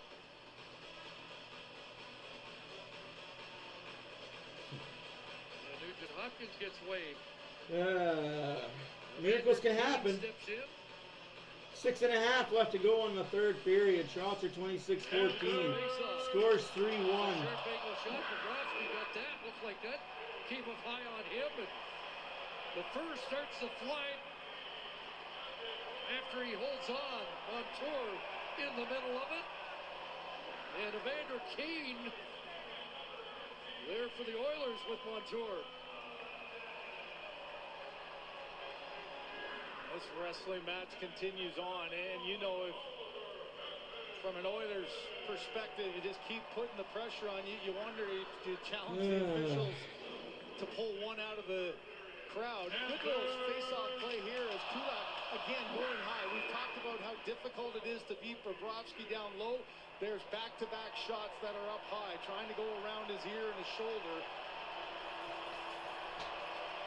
It'll be fun to have a game in Edmonton for the finals where the Oilers get the advantage. Oh yeah, classy fucking Florida fan. Never seen a Florida game in his life. Montour heads off as well. And just a follow-up, Barkov has not returned for Florida. Glass jaw, I guess. So 4-on-4 hockey again, where the Oilers got their goal. Paul Maurice wants to Shut up, Paul Maurice. You're the biggest fucking whiner coach. You whine as the biggest fucking coach in the world, he man. wants to face off outside because the Oilers D came in, and he might win this argument. On a power play, obviously you start, but in the 4-on-4, you might have a point there as the Oilers came into the front of the net. But it's all right, Roger. You enjoy your night, man. Thank you for stopping by. You might not have a good night, but the Oilers might find a way to come back here. Status of Barkov, a face-off win, and here's McDavid. Trying to play it back to Bouchard. Drive it on, and big rebound to Lundell, who set up the third goal by Rodriguez. Yeah, probably. Well, he shouldn't play. If he's got a broken jaw, then he shouldn't play on Thursday. He should be out for at least a week. Or how long was... It was 3 months. Draisaitl on his left. Can't guard through. A good stick there as Ekblad takes over with Forsling. There's Gustav Forsling to Kachuk to the outside. They're trying to bank that off the back of Skinner. Push the hand. It's a breakaway. McDavid trying to get loose. McDavid stopped by Bobrovsky. Hooking. What the fuck, ref? Protect the fucking star player! Protect your star! Protect your fucking star players! Kachuk should not have high-sticked him! Protect your fucking league! Protect your fucking league, you piece of shit! McDavid almost a minute, and this is one that's awfully close. All Kachuk was trying to do is... No, I don't want to protect the star player in the playoffs. Gary Bettman doesn't want that. Couldn't get a play. Fucking embarrassing. There's the chance at the net. Looked like it might be going back the other way. McDavid. Hook on the hands! Arm goes up instantly! Hook on the hands!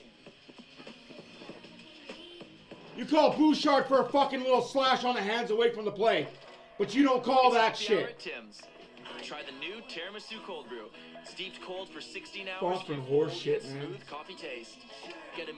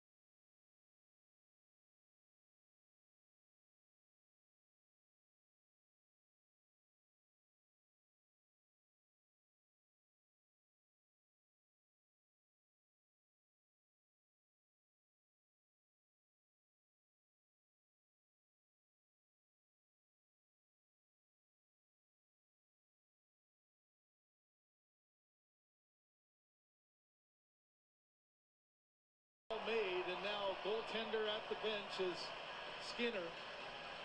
Makes it a 5-on-4 here for at least a minute 7 left in the 4-on-4 scenario. Connor McDavid directing some traffic, but it will be Draisaitl to take the draw. Minute 7 remaining in what would have been 4-on-4 until Stuart Skinner vacated the net. Needing one to get within one, and McDavid trying to go forward. Stenlund prevails. Around it comes, and at the line, it jumps the stick to Draisaitl and down into Edmonton territory for Bouchard. Evan Bouchard kicks it back, and 97 goes to work. Wide on Stenlund. Across it goes to Draisaitl. Moving Hopkins to Bouchard, Draisaitl there. On this right flank and hands it off to the captain. Draisaitl there, one-timer, Bobrovsky just got enough of it. Like it almost went through and up the other way, empty net. Lusterinen with an empty net goal 2 nights ago. Played it wide and Bouchard starts back. Here comes Henrique with Hyman. In deep it goes. Henrique from the corner. And that over the glass, and well, that's Oliver Ekman Larson. Should have been one you called earlier in the game too, but you missed that one. Pressure on that entry.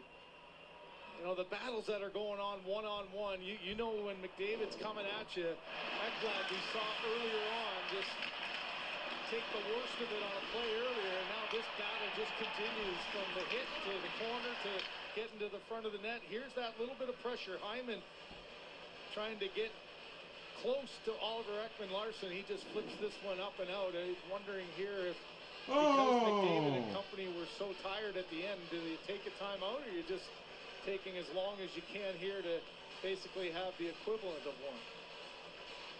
Well, they put Skinner back in. They're not going to go 5-on-3. The Oilers actually, now Skinner will go back.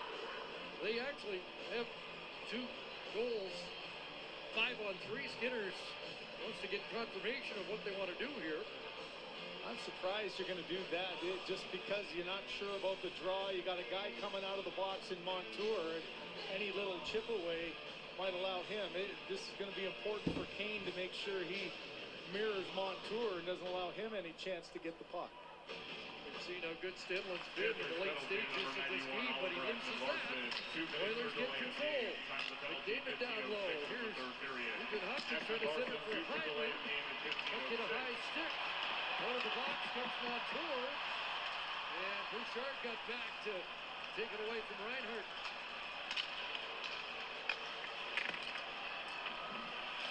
So 6-on-4 here. And the puck free for Reinhart to try and loft it down the ice, and it spins wide of the cage. The Oilers still alive. Evan Bouchard leaving it for McDavid. On to the left side. Bouncing puck brought down by Nugent Hopkins in behind the net. Around it goes. Wall sealed there by Draisaitl. It comes loose in front. Nugent Hopkins reaching for it. It'll come loose and back to Bouchard. Across it goes. McDavid to Bouchard and back. 97 into the corner for him. Nugent Hopkins. Bouchard up top. And now it's McDavid trying to center it. Here's Bouchard across. The shot goes high. Nugent Hopkins had a look. Around it goes again for McDavid. Evander Kane's in the slot. McDavid's pass broken up. And played this time off a stick and over the glass and out. Well, Nugent Hopkins, we saw earlier in the game from very similar area, put one off the crossbar. You've got Kane in front just trying to bring bodies to him. That one's past the screen of Ekblad, who tried to make the block, wasn't able to, but it forced Nugent Hopkins to go higher. You saw Bobrovsky went right over his head and up and out. And now a timeout for Chris Knobloch, who's at least trying to get one at the bench. Bouchard was at 3:16, so let's see if they call the timeout to give him a chance to stay out there. Well, you've seen an effort by the Oilers to try to go high on Bobrovsky. We got one off the face mask, knocked his mask off, a couple high ones, and when you got a goaltender that's been so good down low, that's the method you have to take. The Florida Panthers here, you get down by one, and this is the one that really changed things. From a defensive play or almost an own goal to rushing up, and then in this third period, a turnover by Bouchard, a quick little wrister that goes off of McLeod, and Rodriguez driving through the middle ends that 34-for-34 penalty kill streak of the Edmonton Oilers. With 4 seconds left, he's able to make it a 3-1 game. 6 goals in the series for Florida, 3 off the stick of Evan Rodriguez. Every series there's a hero made, isn't there? You know, you get this far, you're going for the most difficult trophy in the world to get, and you need everybody pulling their weight, and he's been the storyline early on for Florida. Oilers win the draw. Bouchard gets it across and back. Here's Draisaitl one-timer weak and wide. Connor McDavid with 3:20 to go to Bouchard and back. Side steps the check of Lundell, but can't pull the trigger. It'll be dumped down the ice. Final 15 seconds of the power play. Ekman-Larsson getting ready to return. Oilers need a late power play strike like the one from Rodriguez moments earlier. McDavid over the line. Nugent Hopkins back to Bouchard. Penalty over. Down low. McDavid in front. And Hyman unable to put that in. And it's played back to center. Nugent Hopkins might have got away with one there. Big guys stay out there. Extended shift now. Desperation. Keane trying to hold the zone. Put there by Bennett. And it's in the empty net. Aaron Ekblad seals it for Florida.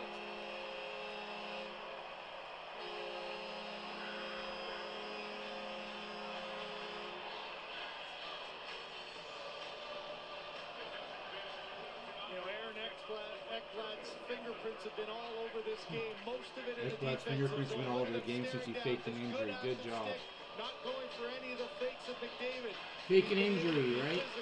Get the whistle blown. Defensively this time just pops up. Kane can't make the play to keep it in, and Ekblad reads it, jumps up, and Guess what, guys? These are the same two referees in Game 4. an awful lot with this franchise. He's had a whale of a night. He's been all Game over 1 refs are going to be in Game 3. Game 2 refs are going to be in Game 4. Good luck, Oilers.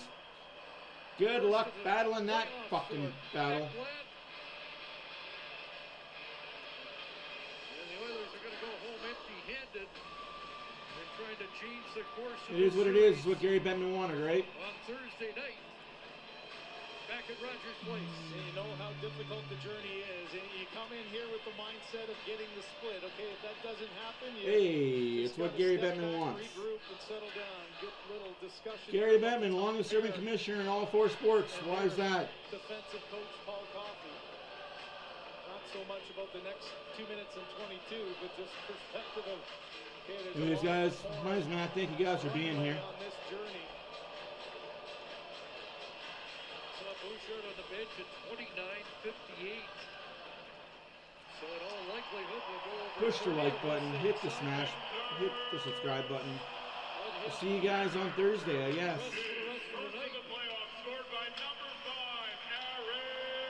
First home game in the playoffs in the Stanley Cup Finals since 2006. Since we beat Carolina in Game 6. Oh, there's a hit to the head by number 7, right? No call on that though, right, ref? That's not reviewable either, right? Number 7 just fucking mollywalked Keurig in the head. No call on that, eh? Whatever, ref. You fucking win, buddy. Congratulations. I guess when you got 9 guys on the ice, you can do whatever you want. Chris Rooney not wanting anything to Chris Rooney, you fucking faggot. Decision. Why don't we review this hit? Let's review it. Head down. Hit to the head. Hit to the head. Same thing that Barkov got. Nothing, eh? Nothing. First 2 games. I mean, they lost their cool. They got frustrated, and there's the play, Carrick between the legs, and wisely so. Hey, remember to keep that small dick energy going, Munchie, when the Oilers are winning, right? Keep that small dick energy when the Oilers win Game 3. 40 minutes in Game 2 between Florida and Vegas. 5-on-4. So Of course. Matthew Tkachuk, Make sure the Oilers can't come back. Game 2 last year. Well, in Game 2, he actually had 2 10-minute misconducts. One in the second period, one at the end in the third. And Paul Maurice talked about the lessons that his team learned in that. They felt they kind of got off their game. They were on edge all through their run. He promised that his team would be a little bit more disciplined. They have been to this point, but these kind of Must be games nice to the American team playing this Canadian team in the finals. end up You know you got the refs on your side. right now. You know you got Gary on your side, so hey, refs are on our side too. Also a 10-minute misconduct, which means likely Bouchard's going to have to play a little bit more here tonight. Ekholm on the ice right now in a penalty kill role with under Full credit to Bobrovsky again. This shot front end, it'll come to Stenlund. Paul Maurice has 4 liners out of this power play with the game decided. And the puck kept in. Chance Lawrence, and he whipped that just wide. Earlier today, Paul Maurice said that Lawrence was going to put one bar down sooner or later because he does it every day in practice. Well, That would have been the chance. Maybe another one here. That goes high. Ramping off the stick to Beckford. Puck falling around, isn't it? Twice looked like it was going to be cleared right back onto his stick. Nicola got the first one for Florida tonight. That's stopped by Skinner. We want the cup chance. Say it all you want, Florida. You haven't won anything yet. It's not a series till the home team. Till game 3. Enjoy your 2 victories. Full marks to Florida.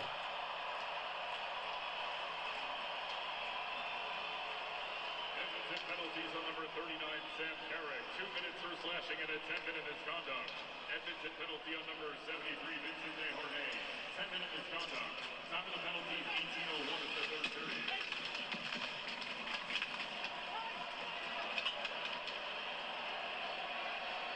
Start out to center, Janmark trying to fight off the check to Kulikov. Comes over on the near side, couple dozen seconds remaining. Game 3 Thursday night in Edmonton. Again going after the head there, Kulikov. Fuck you, dirty little cunt. Blue Bow, say your goodbyes now, man. They're just going to hold the puck behind the net. They're going to do the Florida thing and be a bunch of fucking cowards. Yeah, continue throwing shit on the ice, you fucking faggots. What'd you guys expect to happen?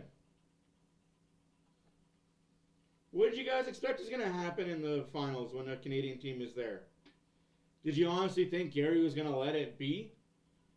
Did you honestly think that Gary was going to let it be? Gary was just going to say, yeah, okay, Edmonton, go win the cup. Come on, guys.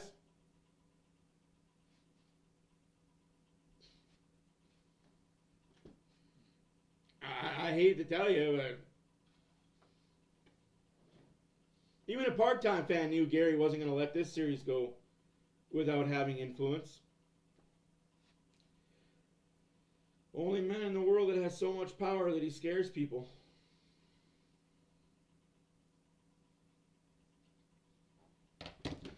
Yes, thank you guys all for being here. My name is Matt for Oilers Fan Reaction. We'll be here on for Thursday. Game 3.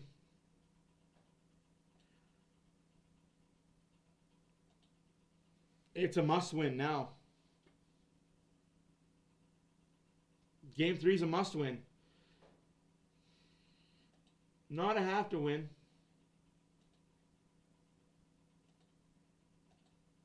A must-win. Final score 4-1 Florida.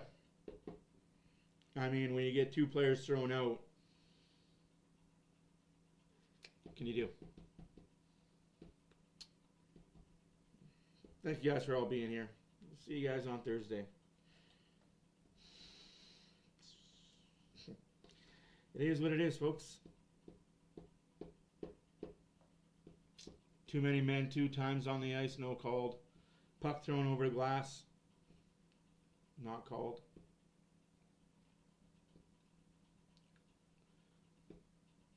It is what it is. Move on. Enjoy the moment. Get you guys next game. Deuces.